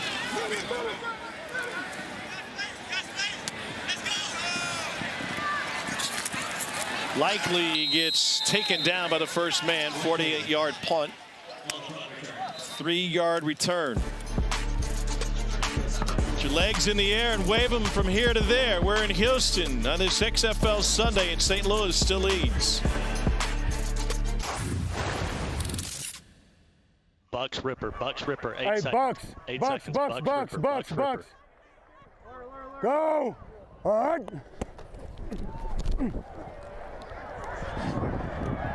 Hey, Come it was on. man-to-man, Cole. You got to hand that off. Bro, fuck all that dog shit, bro. Yo, what's up? That's me on that that Ripper. I'm really curious about the interaction between the offensive coordinator and the quarterback. He wasn't jumping him. He wasn't telling him you were wrong. It was a reminder more than anything. You still have to play the next play. Now, you would get Ripper on the sideline after you make a decision like that, or ripped, if you will. Terrible decision. I mean, it's as simple as that. And honestly, AJ can help out his quarterback by not even putting the Ripper on it. Just say Bucks. So that way you don't even have it in his mind whatsoever. Here's Bryce Eileen, but there was a big play in this game. They lost yards on consecutive plays. I'm sure you've played for coordinators that were a little bit more forceful in their criticism in game. What's best for a quarterback? It just depends on the guy. I mean, some guys can take it. Some guys respond to it. Some guys go into a hole. It just depends on who you are. But I mean, Cole McDonald's played a lot of football. I mean, he's seen a lot. So, and AJ's young. He can relate to these guys. He knows how to reach them. Donald took a hit as he threw, and it falls incomplete. Got ear hold. All right, give me this. Turbo. Spread right, red check, H streak. Spread right, red check, H streak. Let's read it. Let's read it. Red check. What's the read? Read means the H is going to run right through the middle of the field, but they want to check first to see exactly what they want to give the outside receivers.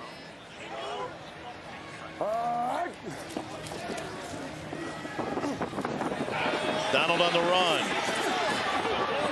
And he escapes and tightropes up the sideline. It's a gain of 11 yards for Cole McDonald. Cole Kubelik, what do you got? I talked to A.J. Smith, the offensive coordinator for the Roughnecks, before the game, and he told me that the confidence that comes with Cole McDonald has been there all along. The system at Hawaii was a little bit different than what he's going to run here, but he thought this could have been the plan the entire season. They thought that there was a way that he would work himself into being the starter. It might not take an injury. That's the kind of confidence that this team has had in him from the get-go. Brandon Silvers had started the previous 6. He's out with a tricep injury. A little wide, may have gotten tipped. He wasn't happy with Deontay Burnett and his route, apparently. Yeah, Cole McDonald and Burnett not on the same page. McDonald visibly upset right there, thinking that his wide receiver, and let's take a look at it. To his right, the receiver, actually look at him. He comes back inside as opposed to coming right back down his stem. That's hard on the quarterback. When you see him set up where he's coming, you expect him to come right back down where he started from towards the line of scrimmage. He came inside, and that's why the ball fluttered outside. All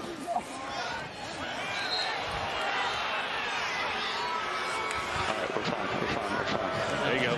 You're the quarterback, coordinator saying, hey, we're fine, we're good. Don't worry about it. There we go. Give us this. Let's go blue. Check, Z switch. Blue check, Z switch, H hook. Blue check, Z switch, H hook.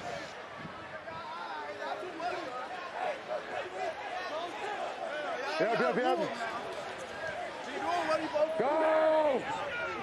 All right. He's missed his last couple. McDonald on 3rd and 10. Got swallowed up. Somehow he hung onto the football. And there's a flag.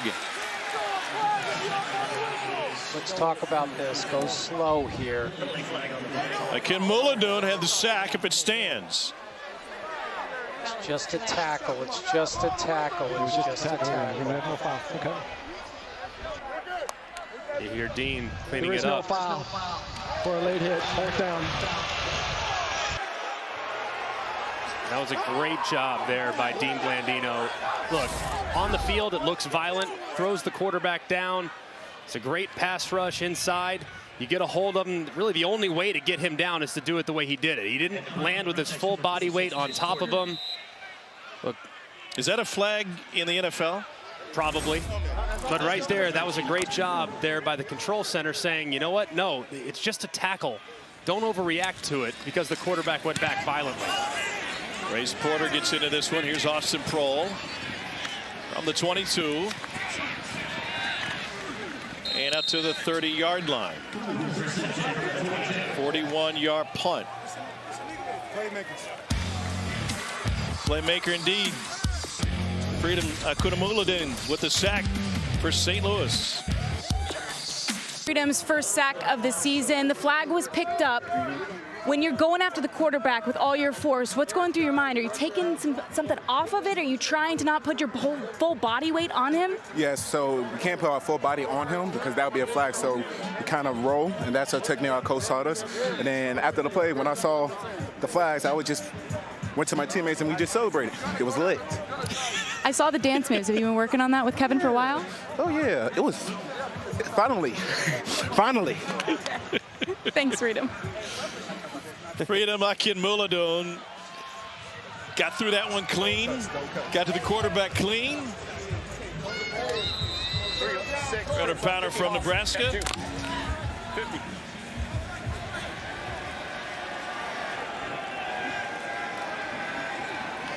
First sack of the game for St. Louis. A.J. McCarron back to work. And he leaves the pocket. Got a little stiff arm, but got taken down by it. An 8-yard gain. Jordan Mosley to stop. Empty left, you all right? Take a knee, AJ. Take a knee on the field. Take a knee on the field. Yeah, he went down awkwardly, didn't he? And he'll take the knee on the field to get them an injury timeout. Get loose. Nick Tiano is the backup quarterback. And it's so scary when you're engaged with the defender and he kind of lands awkwardly, as you can see on his right shoulder. He gets up. Just all that body weight on the right side of his body. He's going to the tent real quick. He's going to go in the tent real quick. Hopefully he's okay. He's played a whale of a game. He's really played well all season long. So hoping that everything's okay. But the way he's moving around, it makes you a little optimistic, that's for sure. So the injury tent risen for McCarron. Nick Tiano. Trips left, 19 Springer. Time to read the end. We'll get the play relayed to him. They're just trying to access the speaker in his helmet right before he took the field. Nick Tiano played his college ball at Chattanooga after starting at Mississippi State. He goes hard. Here's the handoff to Brian Hill. And Hill's got a first down. Tiano's going to stay in the game. Let's go. Let's go. Trips right. McCarron just came out of the tent. Tight text. 51 Purdue. Trips right. Tight text. 51 Purdue. Ex-lookie. Trips right. Tight text. AJ not happy because they took a speaker out of his helmet, it seems, and put it in Tiano's.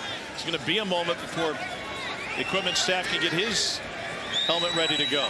This should be a quick, easy throw for Tiano right here. Whoa! Took a lick and got rid of it for a gain of 5.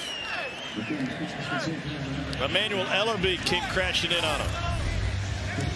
Good job getting it out quickly. You got a backup quarterback in the game.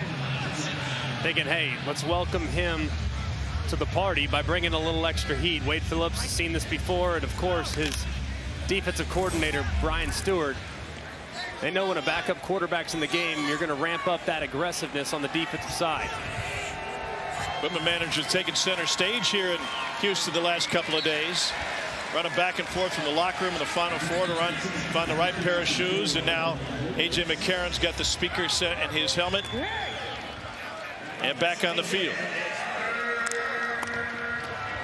And he re-enters to a third down.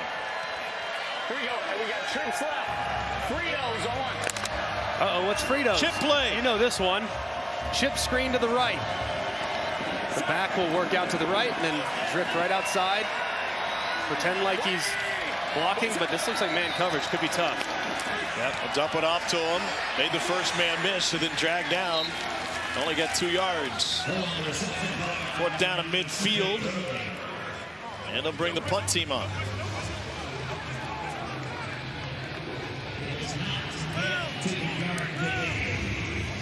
Sterling Hoffrichter on to kick it away for St. Louis.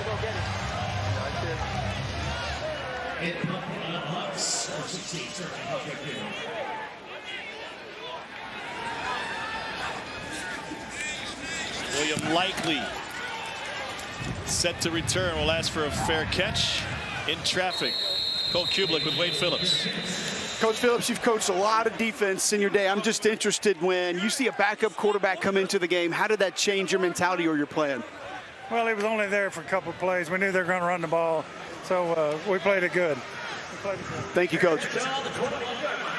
And McCarron seemingly ready to go the rest of the way, but they still got some work to do. How are your soldering skills? Not great, to be honest with you. One high, one high, one high. Go! Well, McDonald just 11 of 23. Easy, easy, easy. Yeah, we're good, we're good, we're good, we're good. Yeah, win, win, win. Go! All right. Finds Eileen. What was the win-win-win? Not really sure on that one. I mean, with a little check down over the ball. Let's go. Not necessarily trying to win on that route. It's kind of an outlet. You hear Broncos here. This should be a handoff to the left-hand side. Full zone.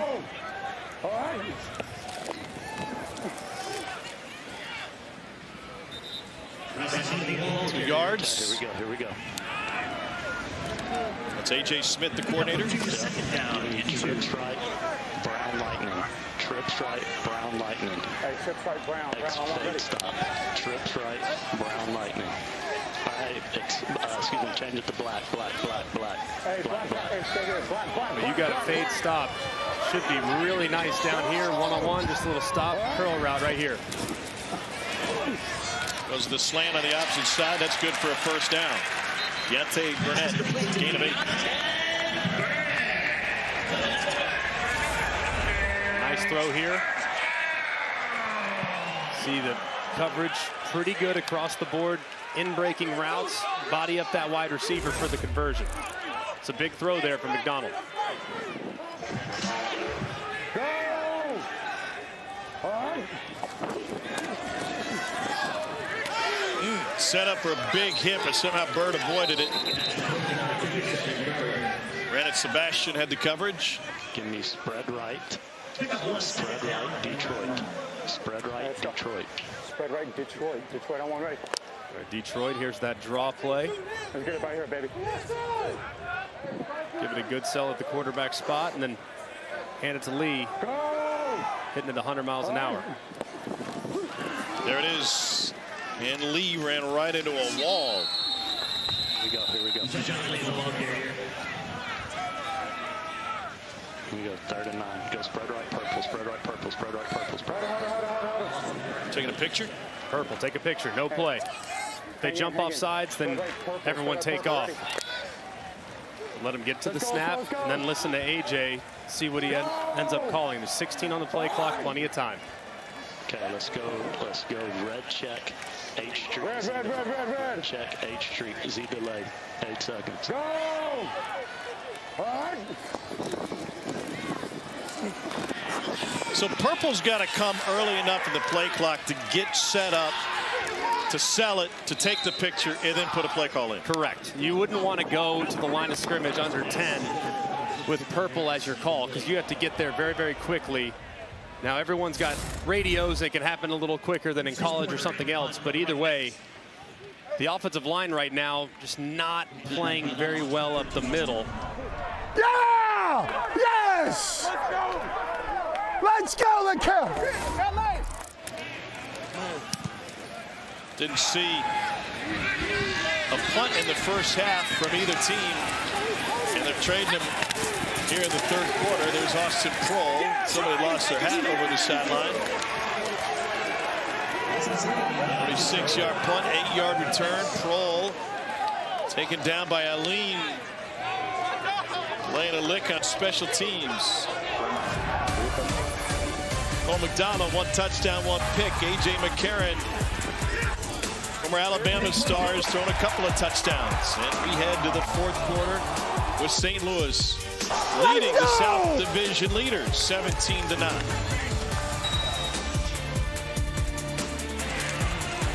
You know when the game is on the line, who do you trust? A.J. McCarron. 19 straight completions. Ooh, that was clean. He doesn't get phased, and it's never too big. A.J. McCarron and the St. Louis BattleHawks have not lost a game in the league to anyone not named D.C. They're 4-2. Aiming for the postseason, this is week 7 of a 10-week campaign. 5th round pick of the Bengals after winning a pair of national champions as the starting quarterback at Alabama for Nick Saban.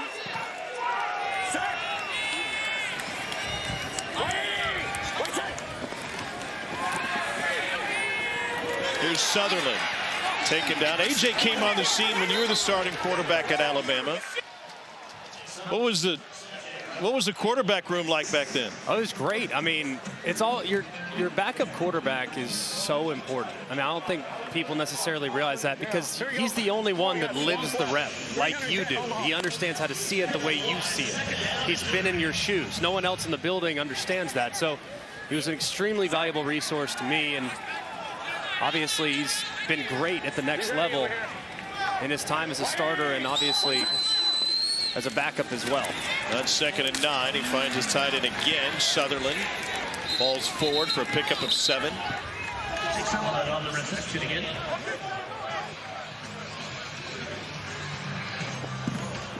You know the McCarron family well, and had a chance to run into his dad pregame.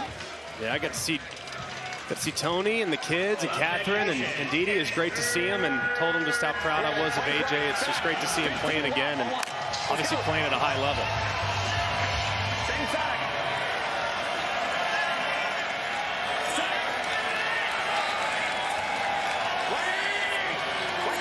They're down at 2. Straight ahead run and good for the first down for Brian Hill.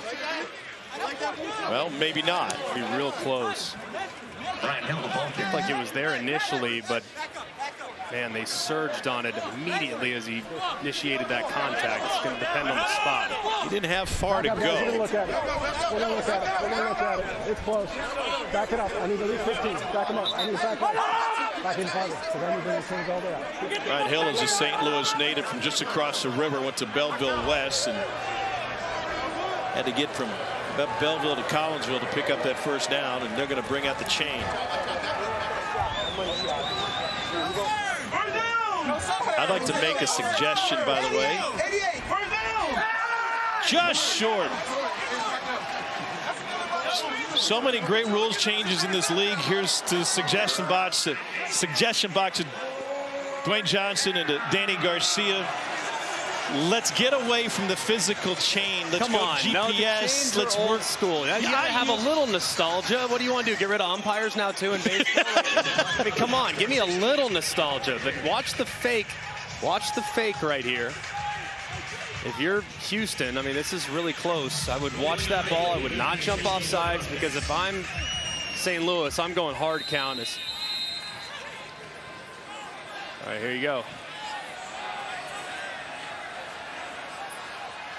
And now they'll check back.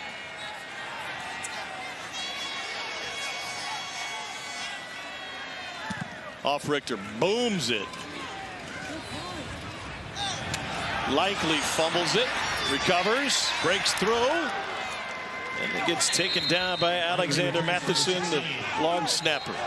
And we got some pushing and shoving and flags after the play. Somebody came in late. Anthony Beck played a long time in the NFL. Yes. He never drew one personal foul penalty in 11 seasons as a tight end in the league. Shit, man, we're getting on the next play. After the play is over, unsportsmanlike conduct, kicking tees, number 51, 15-yard penalty.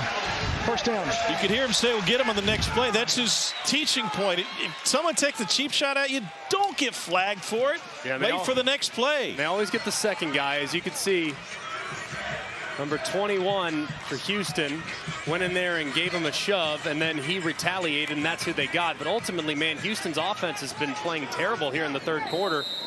To give them free 15 yards is almost inexcusable. But as you see Anthony Beck talking to his linebacker, calming them down just a little bit, he'll be all right. McDonald gets dropped.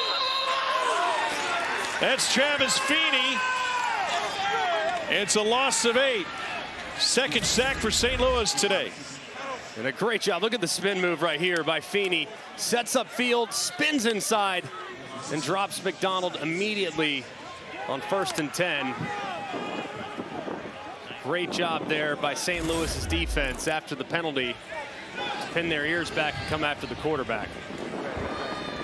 5th St. Louis tackle behind the line of scrimmage here in the second half. Cole McDonald getting his first start in place of the injured Brandon Silvers.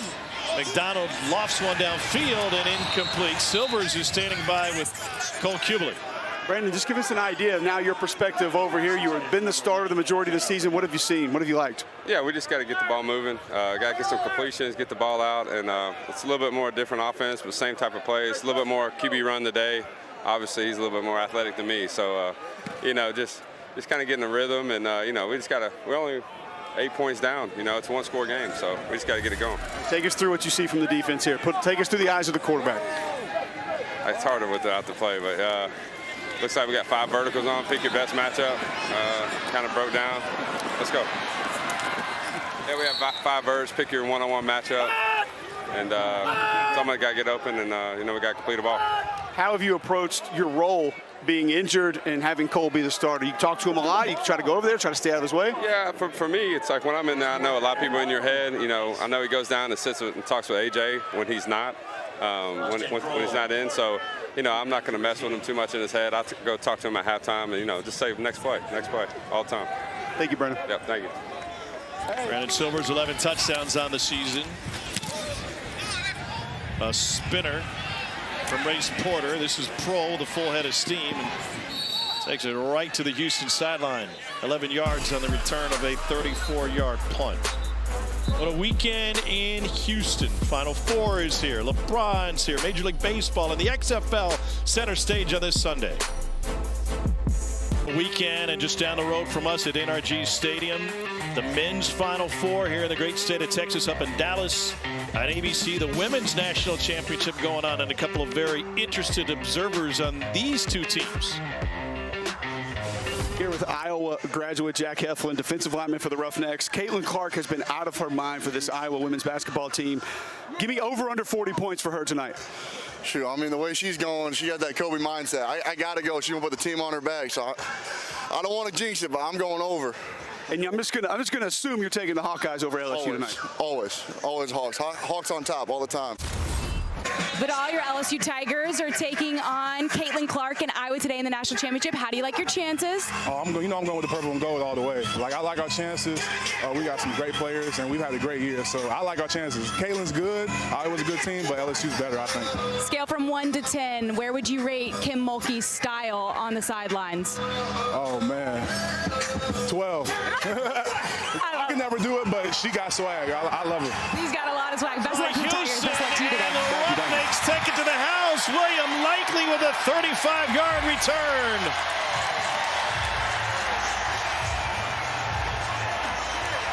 And just like that, the Roughnecks are a 2-point conversion away from the tie. They could go for 3 in the lead if they want.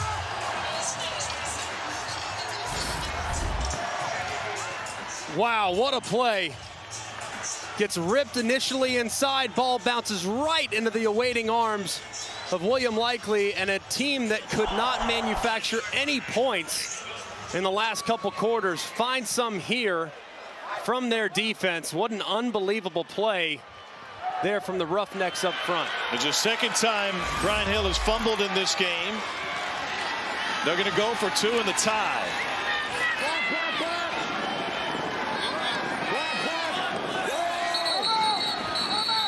And a timeout requested by St. Louis.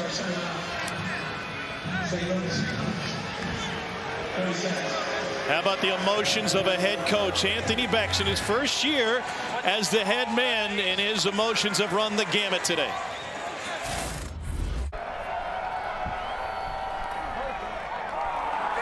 Are you serious? Come on, man. Art, what the hell? What is going on?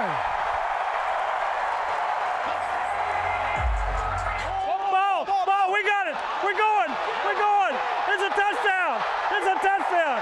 Two. Hey, we want to go for two. Love it. Wade Phillips is into this, and his team with a chance for the tie.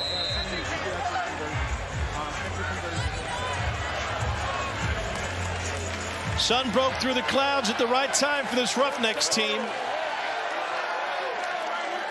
Black. Go! All right. McDonald for the tie. Pressured. Flips it. And it'll go out of bounds. LaCale London had the pressure, but defense the name of the game for the Roughnecks and William Likely. Here's Cole Kubelik. William, going back to the old kick returner, wide receiver days on that return, huh? Yeah, I got to bring my offensive skills out. You know, I don't get to do it so often now, so when I get the ball, I try to do what I do. Is any part of you understanding where you guys are in the game as far as the score, feeling like you got to try to get one in? Yeah, we know we got to make a play on defense, and we still got to make a play. We got to finish out strong. So that's one of the key factors for us right now. Thank you, William. Congrats. Yes, sir. William Likely played his college ball at Maryland, one of the most versatile players in the XFL, going back to his college days. But he ran with that he lets him go. Back and cuts in. That's McDonald and Burnett have yet to get on the same page. Darius Shepard back to receive this one. Interesting here. Do they go back with Brian Hill, or do they go with one of the other backs now? Putting on the deck twice. It's a tough one to recover from. Shepard looking for the edge.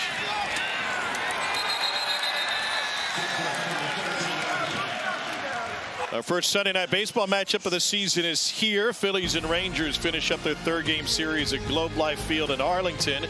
Ravi, Eduardo Perez, David Cohen, and Buster with a call on ESPN. Michael K. and A-Rod back with their K-Rod presentation on ESPN2. Also available on ESPN Deportes and ESPN Radio. Our coverage begins with baseball tonight. Sunday night countdown at 6 Eastern on ESPN. Rangers won the first two of that series.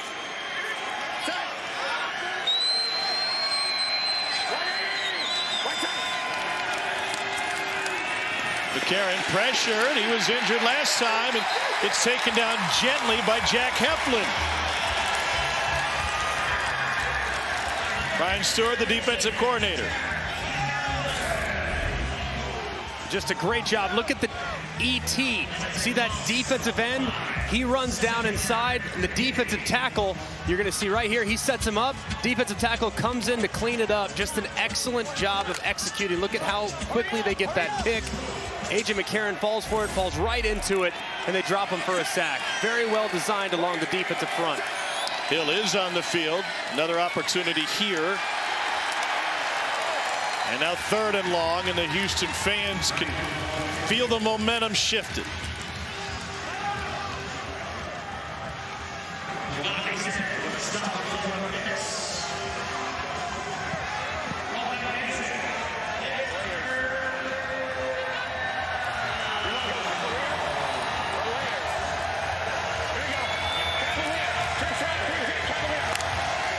$12,013 have come into TD-ECU Stadium, and they are seeing a thriller.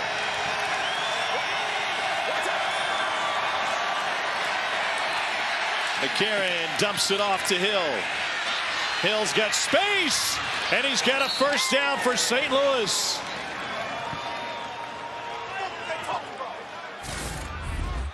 And a great job by A.J. right here, stepping up in the pocket. You see the high side rush, keeps his eyes downfield. Look at all those Houston Roughnecks defenders that are taking off, trying to guard deep to short. He checks it off underneath with Hill. and he gets it after the catch. Just a great job of going through the progression and a great job by Hill getting vertical enough for the conversion. And G-Mac, you brought up before that series, would they go back to Brian Hill? Katie and I on the field with Anthony Beck before the game against Arlington up in St. Louis a couple weeks ago. He said, listen, guys, Brian Hill is the heart and soul of our football team. His passion, we feed off of it. He's got a lot of fire. He's a guy that provides a spark for our offense on almost every down. So going to be tough to keep him out of the lineup and keep the football away from him if he means that much. Here's Anthony Beck to Hill in his own words. He's got it. He's got it. Good job, B. It's a way to bounce back, Brian. There we go. It's a way to bounce back, Brian. Let's go. 2 fumbles today. Sean Davis was the injured Roughneck. Taken off the field. Hill again. Hill again. And a first down again for St. Louis.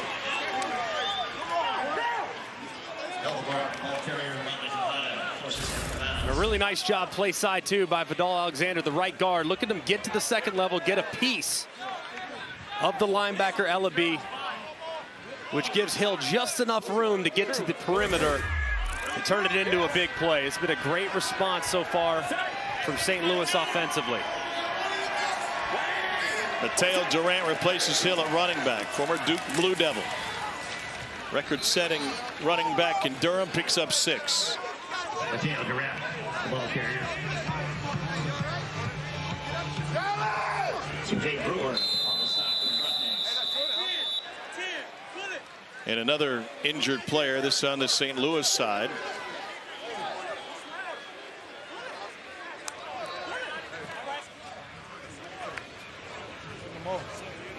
BattleHawks with a 2-point lead. We approach the midpoint of the 4th quarter. It's been a pair of 4-2 teams. Back in Houston in a moment. Yes, go get the corner.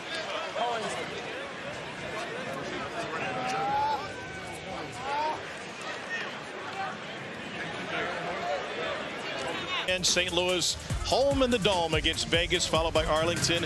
Going down to Orlando after the Guardians got great play from Quentin Dormady lately. We'll be in San Antonio for the ABC broadcasts of Houston and Heinz Ward Brahmas. DC travels to Seattle for a 7 o'clock kick. Close out the weekend on ESPN2. Every game available on ESPN+. Seattle red hot. They've won 5 straight. Steven Gonzalez was the injured offensive lineman. He's out. Dallas Warmick takes his spot at left guard. And it's getting loud. He's saying, watch the guy over the slot receiver. He's probably blitzing. Here he comes. Good thought by McCarron. Mateo Durant has no game.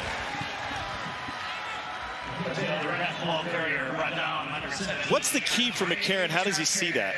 You just see the defender that is covering the slot guys only like 8 or 9 yards deep, and he's up. The guy that's over the defender currently isn't looking at you. When he's not looking at you, that means he's coming. If he is looking at you, because these guys, they think bad poker play. They think they're tricking us. We know what you're doing. You look at me, I know you're playing zone. You're not looking at me, you're probably coming, especially if there's a defender behind you. And a limb banging good time. Hill next to McCarron. Here comes the blitz up the middle. Complete to the perimeter and a first down to Marcel Aitman. It's a gain of 8. Pass complete to number 3, Marcel Aitman. Nice timing on this throw too. We see how early the ball's released by A.J. McCarron. Aitman's right there on the 9 stop, which is just 9 yards, and you put your foot in the ground immediately. Time's up beautifully.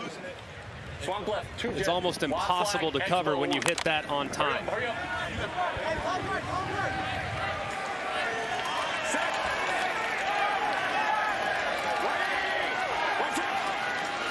Karen looking for Butler. Instead he goes underneath. And Darius Shepard hits a first down. Shepard was a star at North Dakota State.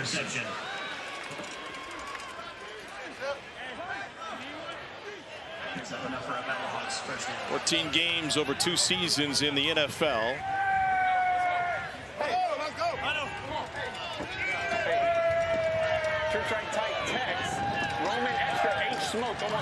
Shepard lost his dad when he was playing in North Dakota State. His father had played in the early 90s at Missouri.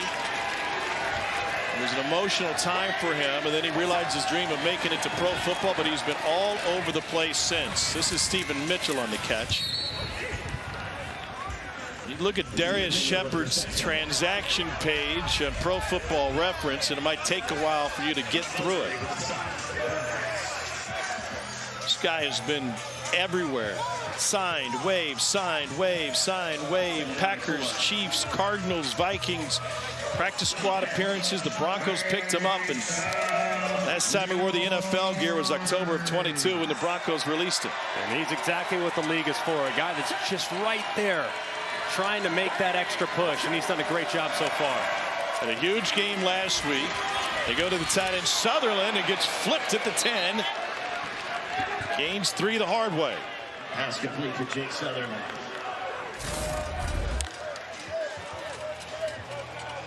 Jeez. Big collision there. What was your word earlier? Collisioning. Collisionary play. Tom, after the ankle injury, Steven Gonzalez is checked back in at left guard. Thank you, Katie. 3rd and short. Sounds like right now they're actually going to protect it up and throw one here.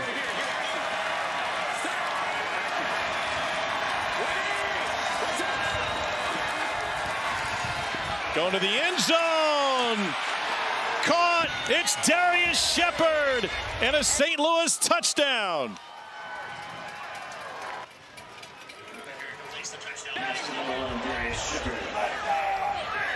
Fourth touchdown of the season for Shepard. He had 2 last week in the win in Las Vegas. And just a great job of identifying the one-on-one. 3rd and short situation. Obviously, Houston is thinking they're going to run the football. Instead, they opt to completely block it up, get the press coverage with the slot fade. A.J. McCarron, 6 of 6 for 57 yards on that drive. And now they'll go for 1. 1 of 4 on 1-point conversions this year. Play action, little sidearm sling. Still a 1-score game, but there's a flag down in the end zone. St. Louis might have another crack at it. Holding. Let's go. We gotta get in here. Let's go. That's what I'm looking at.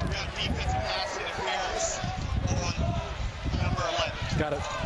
Put it on 1. Tavante Beckett. Yep. They're calling defense. Number 11. Ball being placed at the 1-yard line. Try. Still a 1-point try here for St. Louis. Still a little surprised that they wouldn't go for 2. With the odds of getting the 1 and the odds of getting the 2 essentially the same, you could make it a 2-score game by converting on a 2-point conversion, making it a 10-point ball game. But the 1 still makes it a 1-score game, assuming Houston can go down and get the 3-point conversion. You can't change your selection after a penalty. So that decision made before the flag. Here's Hill, and he dances in. St. Louis with a 9-point lead. Another flag afterwards. And a personal foul penalty coming, maybe a couple of them. Right here, 52. Look at this shot. Look at 52 offense or defense? 52 defense. Let's see it in the kickoff, okay? Houston, 52. Unsportsmanlike conduct. Number 52. Defense. That 15-yard penalty be assessed on the ensuing kickoff. That's how you fucking respond, bro. Hill was in. Play was dead. Left side of the screen. Sutherland in a scrap. And the takedown by Ellerby. And the shove is what draws the flag. Kind of hurt on the sideline. Just terrific response from St. Louis. Especially, you think about getting way behind the sticks on the first 2 offensive snaps of that series. You go backwards. And then you pick it up on the check down to Brian Hill. next thing you know, you're off to the races. So just a great job there by St. Louis, getting down the field and punching it in for 6. And how about the redemption for Brian Hill after the fumble led to the scoop and score? Anthony Beck kept him on the field, converted a big 3rd down, and then was able to punch in the point after. The kickoff will come from the 45 following the penalty. And he'll need a holder with the wind swirling. How about this? It's not a fellow player. It's the red hat who will do the holding.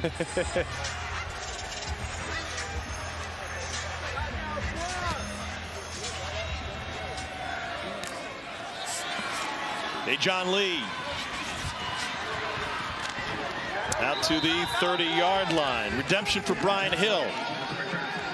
Brian, you had 2 huge first downs, and then you end the drive with the conversion. What was the mindset needed to have that kind of response? I just had to make up for it. You know, I let my team down twice today with 2 fumbles, 2 big fumbles. So we were lucky enough to get the first one back, but the second one turned into an instant score. So I know I just had to go out there and make a play.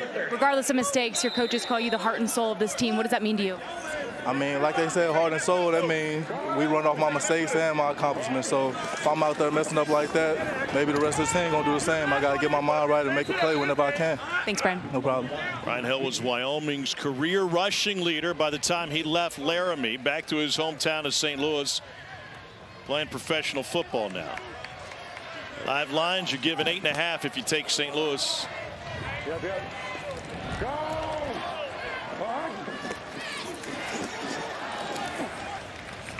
McDonald slings it out to Cedric Bird.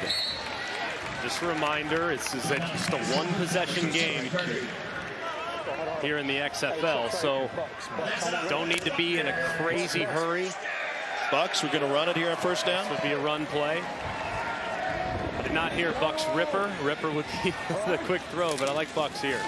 Here's Max Borghi. Wow. Max Borghi's able to pick up the first down thanks to Darian Parker. Cole, what have you thought of the Roughnecks offensive line today?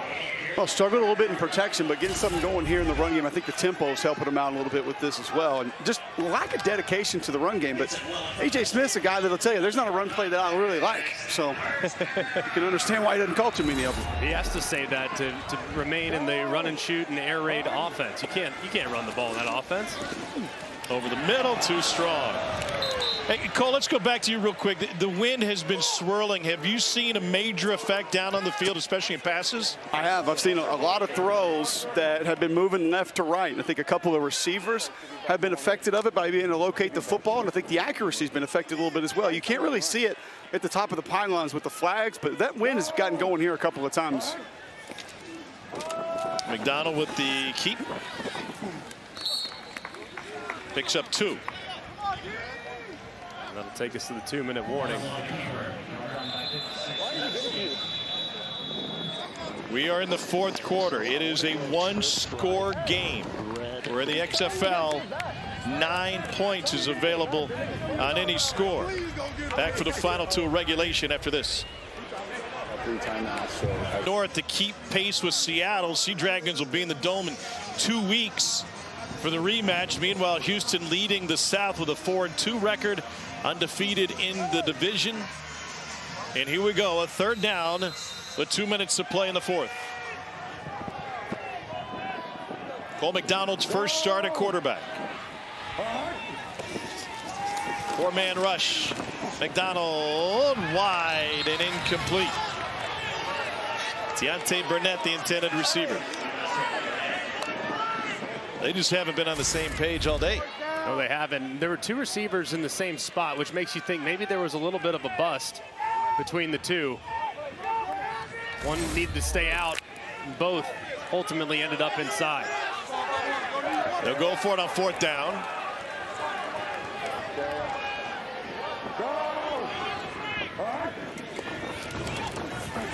They bring pressure with 4. Somehow they got to him, and they forced McDonald to scramble. Nobody open downfield. And he slings it incomplete. And a turnover on downs for the 2nd time for the Roughnecks in this game. Anthony Beck, all smiles. Kevin Atkins in that front four got to him. That front four has been really playing well here in the second half of this football game. Not a lot of room for Cole McDonald. He does a good job of buying time, trying to give his receivers a chance, but they were all just too far away. He had retreated too far to be able to make it happen. As you see Anthony Beck looking on, celebrating the turnover on downs. This thing's not totally on ice, though. Houston still with 3 timeouts at their disposal. And an opportunity in the 3 and out to give their offense another chance. Eric Hansen was in on that last play. Product out of Division II Upper Iowa. Big pickup for St. Louis. Play clock at 1. Here's Mateo Durant. Gain of 3.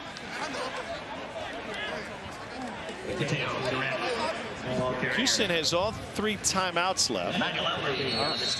Why not stop it? And then finally they do. I don't know if Wade thought he had called it already. 30 seconds. Here's the Week 8 XFL schedule. Twin Bills on Saturday and Sunday. St. Louis plays host to Vegas, 1 o'clock Eastern on ESPN. It continues with Arlington in Orlando at 4 o'clock, also ESPN. Sunday afternoon, the Alamodome is the site for the ABC broadcast. Hines Ward San Antonio squad hosts this Houston team. And we close the weekend with DC at Seattle, 7 o'clock Eastern on ESPN2. DC beats Seattle opening weekend. That's going to be a heck of a game next Sunday night. Obviously so much on the line with potential home field in the north up for grabs.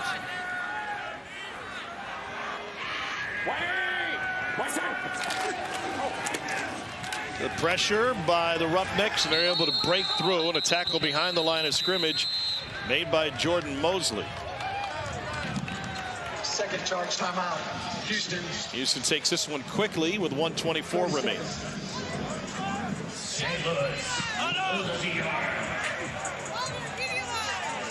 This would be a situation where you could technically give the quarterback freedom to throw it here. Same thing. Tell him flip Darius and big man and just call smoke outside of Darius. They want to press the point, throw it to him and let him see if he can get it. LeBron, he said. LeBron. Yeah, there you go. So a high percentage completion here. He wants to throw a quick screen.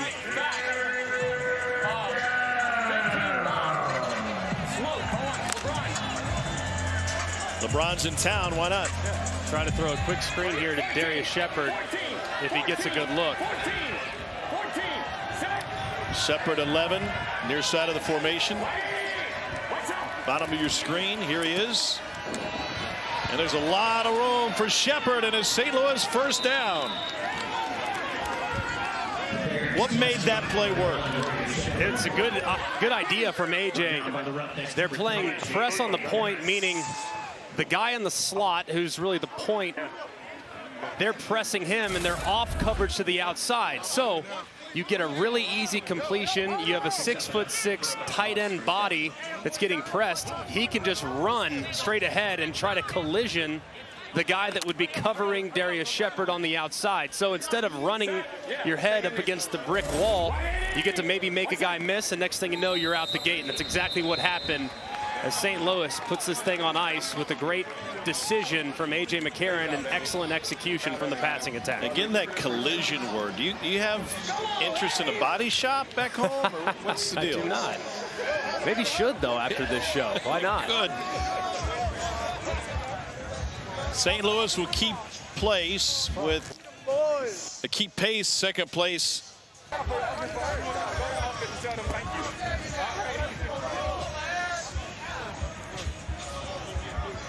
And the BattleHawks will move to 5-0 against the rest of the league not named DC.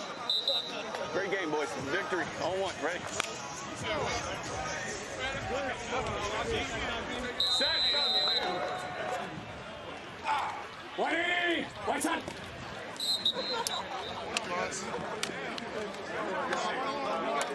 Okay, takes it. I gotta let it get under 35, right? Roughnecks, meanwhile, held to 15 points or fewer for the second time in the last 3 weeks. This offense was unstoppable through the first month of the season. They averaged over 30 points a game.